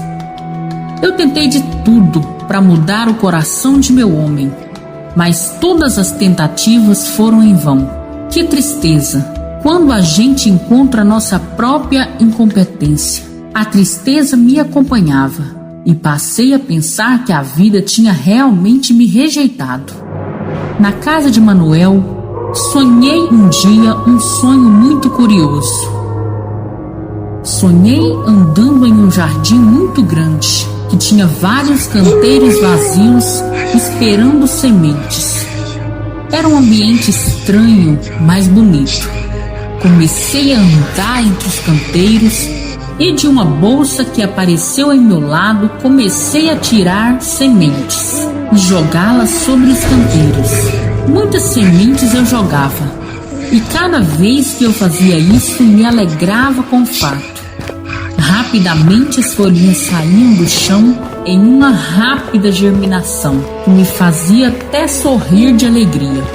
Repentinamente surgiram duas mulheres caboclas de cabelo bom, mas arrepiados, olhos esbugalhados e unhas vermelhas, crescidas, dando gargalhada, e por onde elas passaram, as plantas por mim semeadas murchavam. Ha, ha, ha, ha, ha, queridinha! Muitos não colhem porque não plantam, e outros plantam, mas não colhem por causa nossa. Sai daqui! Quem são vocês para destruírem o meu jardim? Quem deu autoridade para isso? Ana Carolina Trajano da Silva. Nós somos heranças vindas de seus pais. Haha! Viemos da boca de seu pai e de sua mãe. Vocês são espíritos mortos? Nem todos os espíritos são anjos, nem de pessoas que já morreram. Somos as palavras de seu pai e de sua mãe. E a nossa função é cumprir os desejos dos dois, mesmo que tenha surgido na raiva. Somos infertilidade em sua vida, queridinha. E o que você planta, nós cuidamos em destruir. Saiam da minha vida, do meu jardim, saiam agora. Não é assim, queridinha. Ha, ha, ha. Você terá que nos enfrentar se tiver coragem. Aquelas duas mulheres ouceires me davam medo. E os seus olhos esbugalhados pareciam querer me consumir. Todo o jardim que plantei estava murcho, em uma seca terrível e maldita. Empurrei as duas e corri muito, até que passei uma gaiola de ferro com um imenso cadeado na porta e corrente cercando a gaiola. Dentro da mesma existia um velho aparentando 70 anos.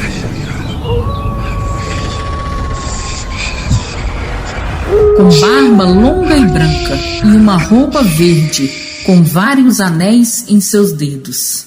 Tentei rapidamente retirar aquele velhinho de sua prisão, mas não conseguia, até que me alcançaram as duas mulheres, de olhos esbugalhados e cabelos crespos para cima, demonstrando uma chave daquelas antigas. Solte ele agora! Como é o seu nome, querido senhor? Meu nome é Destino. Seu destino, minha filha, sou eu. E essas malditas que me prenderam. Mas, senhor, por que o senhor veio tão ruim pra mim? Me fez sofrer tanto, senhor Destino. Por que o senhor não me dá uma saída para que eu deixe de ser Kenga? Oh, minha filha, não sou eu, são elas. O destino de todos os homens são bons. Deus planejou coisas boas para os seres humanos, para as pessoas. Deus é bondoso. O Todo-Poderoso é bondoso. Mas são elas que atrapalham as funções e levam as pessoas para os maus caminhos, caminhos de sofrimento, de dor. Deus não produz destinos maus para ninguém, Ana Carolina. Não foi Deus que te transformou em Verônica. São essas malditas aí, ó. Me ajude, por favor. Mude meus caminhos. Me solte, eu farei florescer o que plantas. Solte o destino agora, malditas. Você terá que nos enfrentar e tomar a chave, queridinha. Nisto eu passei a enfrentá-las e pulei no meio delas para tomar a chave.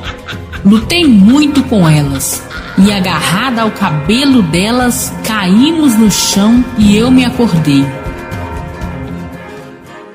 Que sonho louco! Mas eu nunca me esqueci dele. Foi tão real que a minha memória trazia o mesmo à tona como algo realmente vivido. Aguentei durante meses surras e palavrões daquele homem, que em nada me valorizava. Talvez para ele Peri, meu cachorro, tivesse mais valor. E o passar, lavar, arrumar a casa fosse o único motivo dele me manter em sua casa. As maiores surpresas não estão nas situações, mas em reações que temos a elas. Nos surpreendemos com as nossas próprias reações a situações e momentos. Confesso que já estava me acostumando a ser uma coisa e não um ser humano. Em um daqueles dias, julgando a ser merecidos aqueles tapas fortes na minha cara, naquele dia, além de me bater, o monstro bêbado bateu com um pau em Peri, quebrando a sua perna. Caída ao chão, vi aquela cena que me causou grande ira. Fui até ele, peguei o pau e bati nele com todas as minhas forças. Bati nas pernas, na cabeça, no joelho, enquanto o miserável pedia para parar, mas eu estava descontrolada. Bati com muito gosto e ele caiu sangrando ao chão. E mesmo assim, eu continuei. Seu bêbado miserável, você quebrou a perna do Peri. Seu miserável, tome isso! Tome! Verônica, sua rapariga imunda! Sua quenga! Eu bati muito nele. Eu gritava e batia até ele não mais fazer reação alguma. Soltei o pau sujo de sangue e tremendo caí de joelhos no chão. Matei Manuel, meu Deus! O que vou fazer? Eu matei ele! Peguei Peri e corri ao açude de Bodocongó, para a casa de Dona Yaya, que tinha uma distância de 15 quilômetros. Com o cachorro grunhindo em minhas mãos, eu corri muito e constantemente eu olhava para trás, esperando a polícia me alcançar. Naquela época, o delegado da região era o Antônio Negreiros, o que era impiedoso e não gostava muito de quenga, apesar de ser casado com uma embutida. Corri muito e as minhas pernas trêmulas davam cãibras e a dor era muito grande. Suada e exausta, cheguei às margens do açude dos amores e quase rendida ao destino trágico de ser uma futura prisioneira. Tomei o meu último banho no açude e as águas do rio Bodocongó se misturavam com minhas lágrimas. Por que, Senhor? Eu sofro tanto, tanto, por quê? Será que nasci para sofrer nessa terra? Eu só queria ter um homem só meu, uma casinha e filhos. Só isso, Senhor. Lavei meu corpo manchado por pontas de cigarro e arranhões em delírios sexuais. As manchas das sarnas que tive, me sentindo um lixo, um resto da humanidade que tenta desesperadamente me esquecer.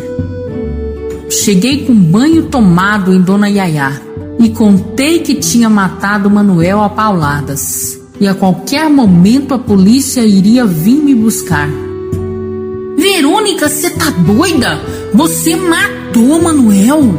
Sim, Dona Yaya. E vou passar o resto dos meus dias na cadeia. Calma, filha, calma. Pra tudo tem jeito.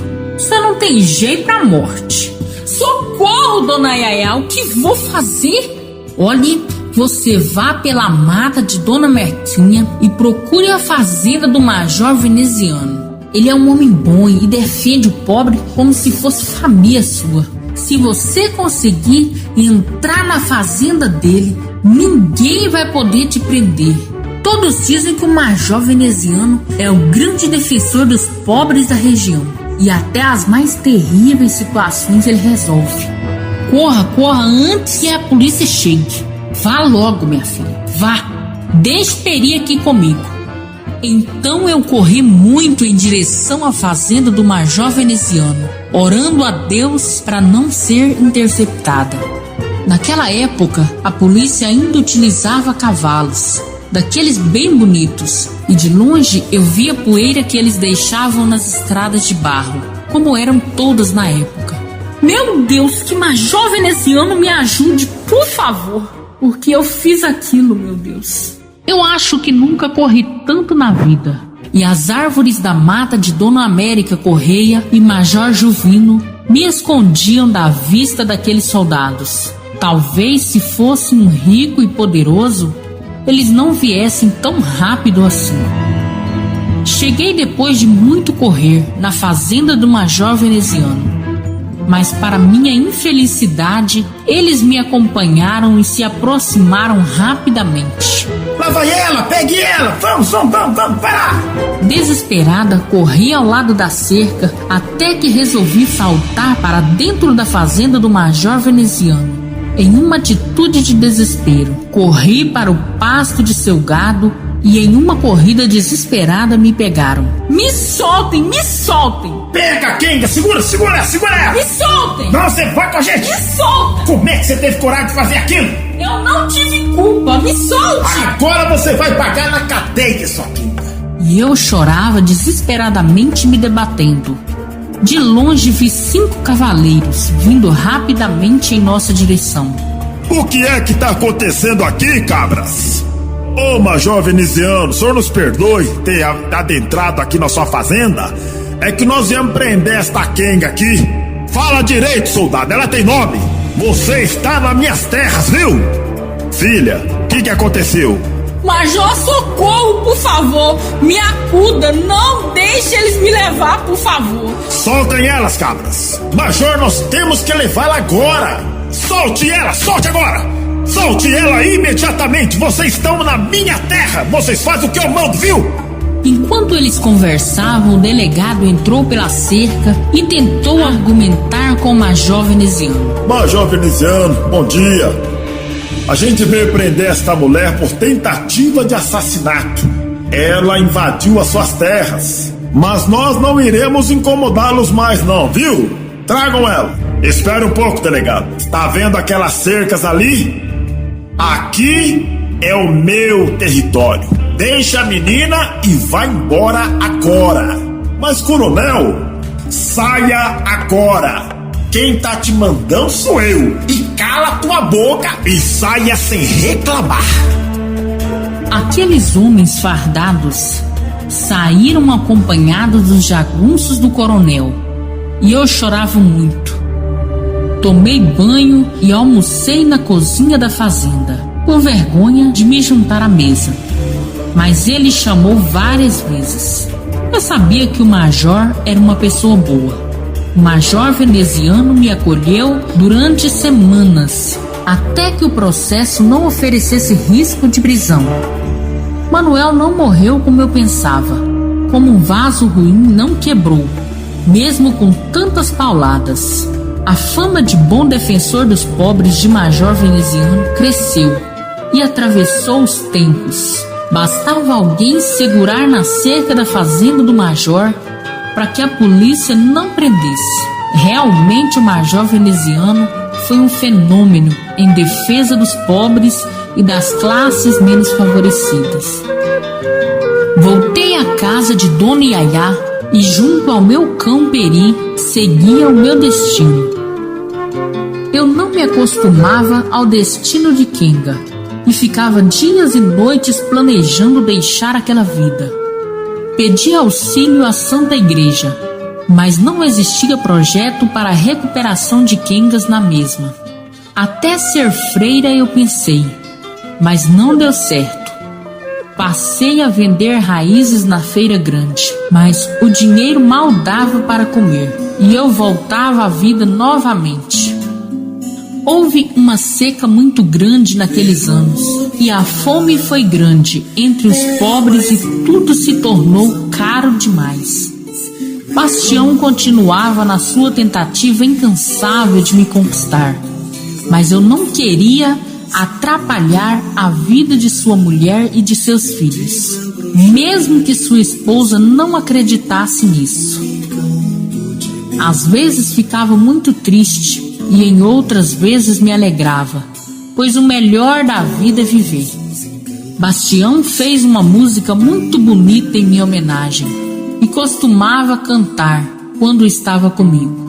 Todos os encantos de menina, trazendo grandes sonhos e ilusões. Um jeito doce e meigo que fascina. É ela que encanta muitos corações. Uma mulher menina, uma menina mulher, beleza que domina a multidões. Verônica é a mais linda dos amores. Verônica, sonhos, encantos, desamores. O teu olhar é o desabrochar de muitas flores. Um encanto de menina em uma mulher.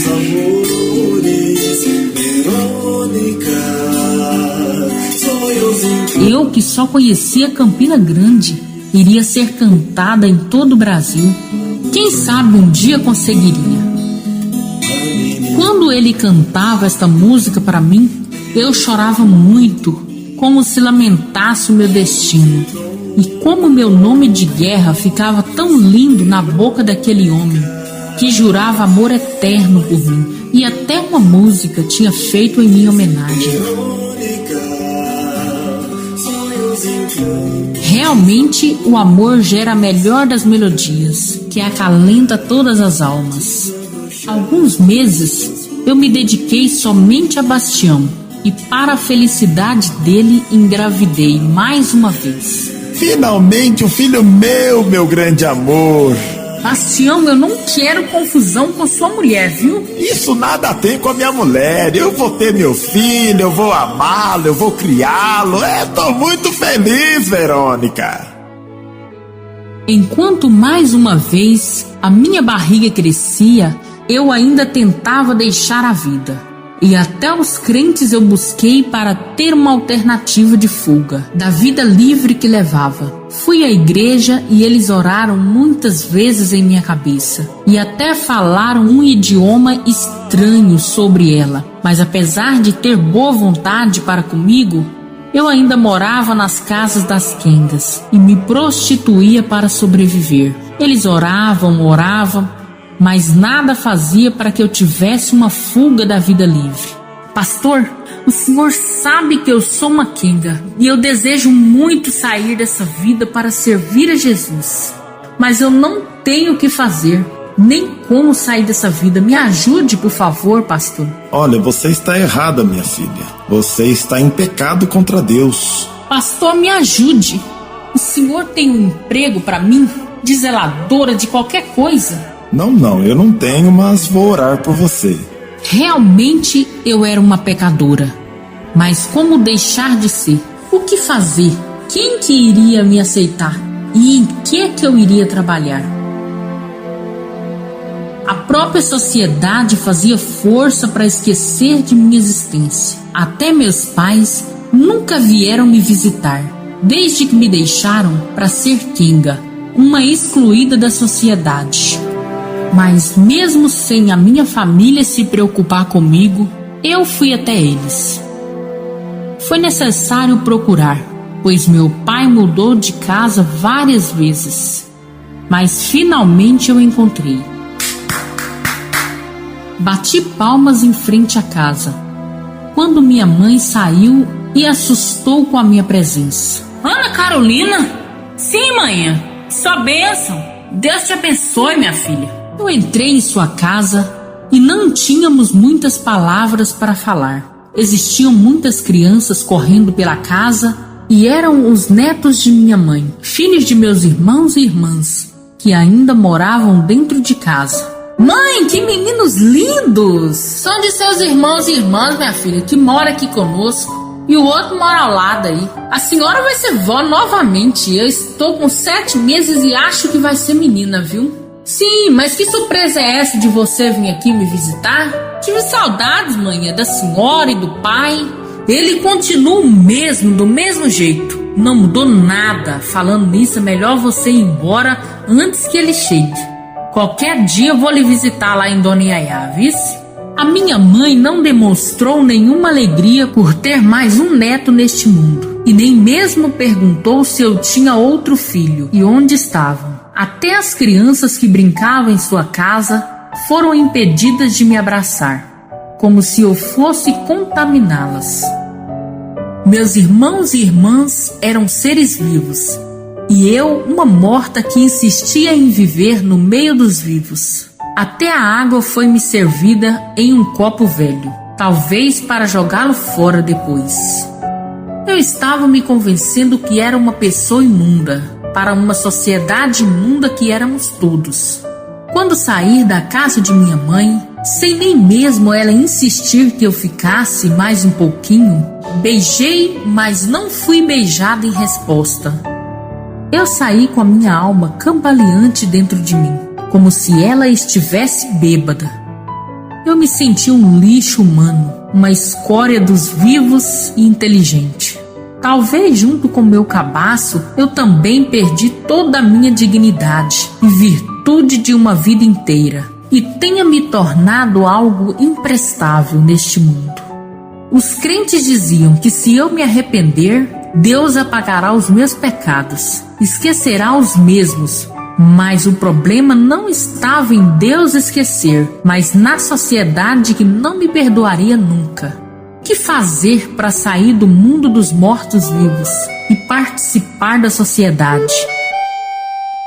O encontro com minha mãe e o alerta dela para que eu fugisse para não me encontrar com meu pai me desmontou por dentro. E eu desejava morrer, porque nasci para tornar-se um zumbi ambulante. Os homens desejam a misericórdia de Deus, e Deus os perdoa, mas não exercem a misericórdia que chamam constantemente sobre si.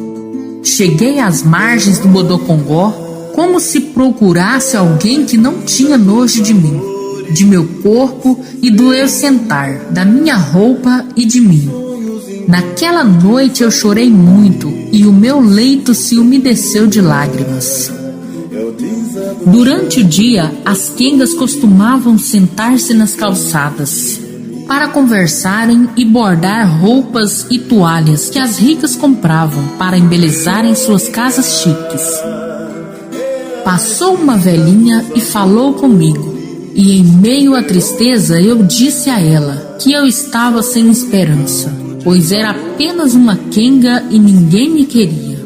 Minha filha, não diga isso, Deus ama todos. Não diga isto, pois uma das avós de Cristo era prostituta de Canaã, e mesmo assim ela entrou na família dele, e está à sua presença na Bíblia.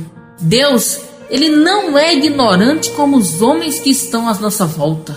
Deus deixou uma prostituta entrar em sua genealogia.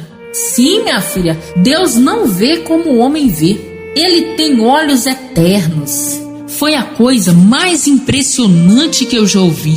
Eu não sou escória para Deus como sou para a sociedade. Esperei com ansiedade a visita do velho Bastião e depois de dormir com ele, fiz um pedido.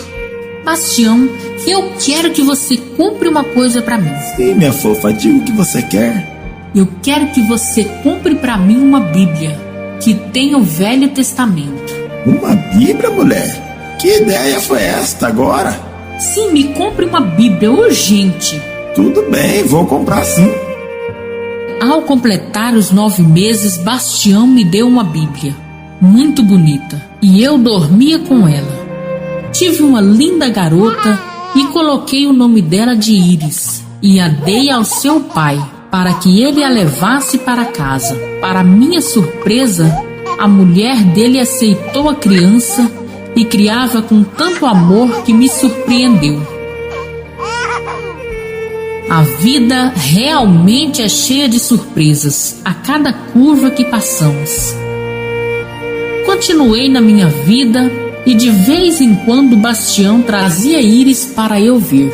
E esta filha eu podia abraçar e abençoar para que ela tivesse uma vida bem diferente da minha. Eu não me acostumava com a vida livre de quenga que eu levava e tentava de todas as maneiras deixar.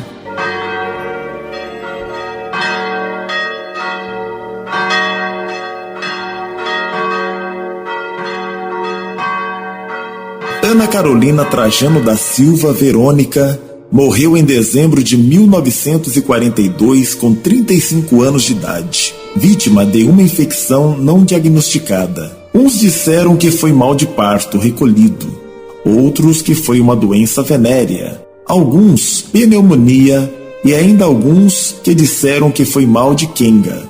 Ela foi enterrada no cemitério de Monte Santo em Campina Grande e todos os custos foram pagos por Bastião. Dona Yayá, anos depois, foi para Recife e foi acolhida por uma filha que tinha lá. Em seu lugar ficou Nita, que se tornou famosa e morreu com mais de 80 anos. Do cabaré de Dona Yayá surgiu Antônia, que também fundou um cabaré famoso no bairro da Palmeira, chamado Cabaré da Véia Otônia, que acolheu centenas de meninas da vida livre. Judite deixou a vida e ganhou uma casa do prefeito no bairro do Louzeiro. Continuou simpática, conversadeira, mas não levava desaforo para casa. Por isso mesmo ela continuou famosa entre os policiais, no qual batia quando enfurecida. Ana Carla e Ana Cristina conseguiram casamento e conseguiram se tornar mulheres da sociedade. Ana Paula morreu de infecção aos 27 anos de idade. Severina conseguiu ajuntar dinheiro e comprar uma casa. Ela conseguiu trabalhar na Impelsa por toda a sua vida. Criou seus filhos e se tornou crente na igreja Assembleia de Deus no bairro da Prata. Sara deu muita sorte. Casou-se antes de Verônica morrer. Ficou viúva e casou com um barão do algodão. Ela tinha até um carro. Sara foi a mais bem-sucedida das ex-quengas e morou em uma cidade do interior. Uma grande parte das quengas desejavam apenas um homem para ser seu dono, mas não conseguiram. Morreram jovens vítimas de doenças como sífilis, câncer de útero e febres desconhecidas. Está nessas mortes um grande enigma, pois algumas dessas jovens não suportavam 20 anos de vida livre. Morriam por diversas doenças venéreas, mas outras, as que escapavam, conseguiam uma longevidade muito grande, que chegava próximo aos 90 anos. Este mistério sempre foi motivo de comentário, mas acredita-se que a imunidade das mulheres era o fator importante nestes resultados. Centenas e até milhares de filhos de quengas foram criados pela nobreza e nem mesmo tomaram conhecimento disto. A produção de criança na época era muito grande devido a não ter anticoncepcional. Muitos nobres e dominantes são verdadeiramente filhos das putas. Os cabarés dominaram áreas inteiras nas décadas de 1910 até 1980, aonde houve uma mudança brusca de visão acerca do sexo. Milhares de jovens perdidas foram impiedosamente jogadas nos cabarés para serem quengas e pagarem o grande erro que fizeram, às vezes enganadas e às vezes que por amor se entregaram. Milhares de sonhos foram perdidos por causa de uma virgindade perdida, e as pequeninas, sujas e pobres casas das quengas se enchiam de lágrimas e revoltas, pais e amantes fujões. As casas das quengas eram verdadeiros campos de concentrações que dificilmente uma mulher escapava. A moral da sociedade da época formava uma verdadeira cerca elétrica que não deixavam as quengas saírem para a sociedade dos vivos. Sem dinheiro, sem moral, sem assistência técnica e religiosa, muitas quengas tombavam com doenças ainda na mocidade, e as velhas morriam de beber para esconder o seu desgosto de viver. Muitos prefeitos tiraram das cidades que cresciam os barracos das quengas e não proporcionavam para elas nenhuma assistência. Era apenas uma retirada do que se desagradava aos olhos das madames chiques e dominantes. Bastião amou Verônica por toda a sua vida, e as músicas que ele fez em homenagem a ela entregava a cantores de cabarés que decoravam as belíssimas melodias. O rádio e o camperi foi a única herança que Verônica deixou com Bastião para Íris, a filha do amor dos dois. Bastião visitava periodicamente o túmulo de Verônica e, segundo os coveiros, ele, como um louco, cantava a música chamada Verônica ao lado do túmulo todas as vezes que ia visitar seu grande amor. Bastião foi encontrado morto ao lado do túmulo de Verônica, sua amada, como se tivesse morrido de saudades. Ô, Bastião! Ô, seu Sebastião! Cemitério vai fechar! Bora! Vambora! Olha lá, gente, você vai estar deitado lá em cima do túmulo? Vamos lá, vamos lá! Ei, mas... Seu Sebastião, o senhor tá surdo? Esse homem doido tá danado, viu? Ei, vai atrasar a gente aqui, ué! Ô, Sebastião, tá surdo, é? Deixa eu chegar lá, vamos lá. O coveiro Toninho, com seu chapéu de palha e seu cigarro de palha, entrou no meio zangado para falar com Bastião que o cemitério ia fechar. E encontra entre os túmulos Bastião caído ao lado da cova de Verônica e o seu violão do lado dele. Mas será possível? Ah, Sebastião! Sebastião! Mas que homem danado! O que tá acontecendo aí? Nossa senhora, mané! Corre, cá! Corre, homem! Vem pra cá! Seu Sebastião tá caído no chão, olha só! O que é, macho? Olha, seu Sebastião tá caído aqui no chão, olha! Eita danado, será que tá morto? Sei lá, mané, acuda aqui logo! Ele tá morto, mané! Tá não, foi só um pensamento, vice? Vamos! Bota ele aqui nas minhas costas. É melhor nos braços. Vamos.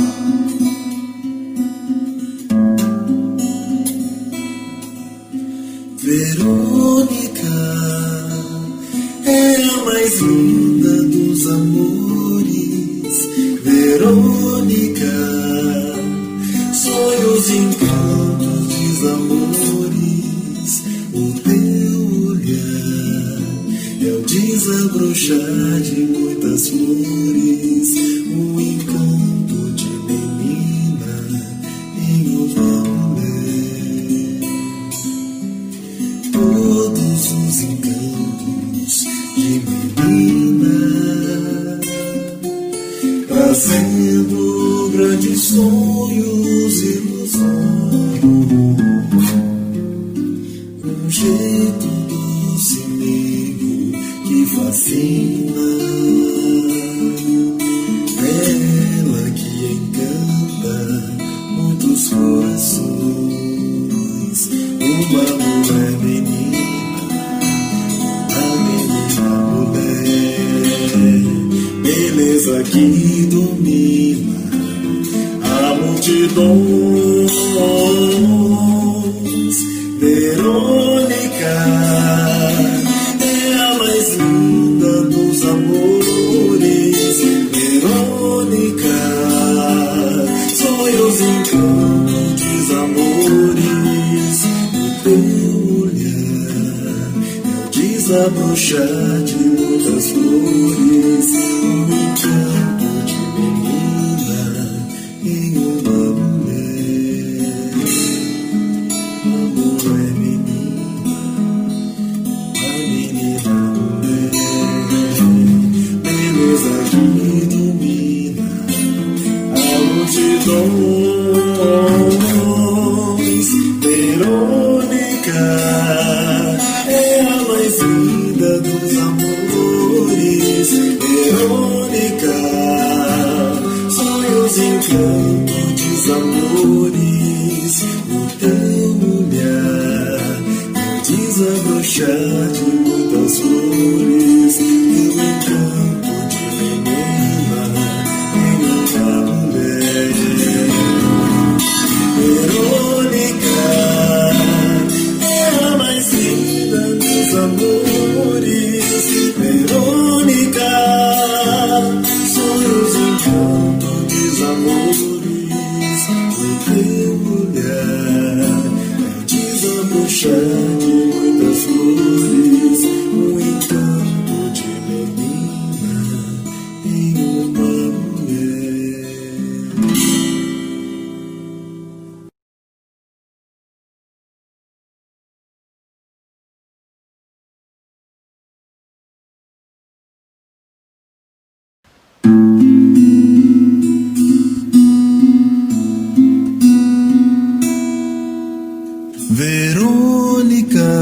um encanto de menina em uma mulher. Verônica é a mais linda dos amores. Verônica, sonhos, encantos, desamores. O teu olhar é o desabrochar de muitas flores, um encanto de menina em uma mulher. Verônica é a mais linda dos amores. Verônica, sonhos, encantos, desamores. O teu olhar é o desabrochar de muitas flores, um encanto de menina em uma mulher. Todos os encantos de menina, trazendo grandes sonhos, ilusões. Um jeito doce, meigo, que fascina. É ela que encanta muitos corações. Uma mulher menina, uma menina mulher, beleza que domina a multidões. Verônica é a mais linda dos amores. Verônica, sonhos, encantos, desamores. Por teu olhar é o desabrochar de muitas flores. Um encanto de menina em uma mulher. Verônica é a mais linda dos amores.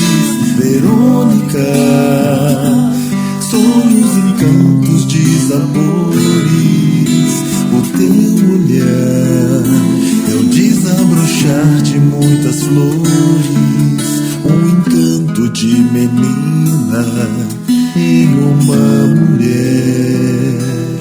Uma mulher menina, uma menina mulher, beleza que domina a multidões.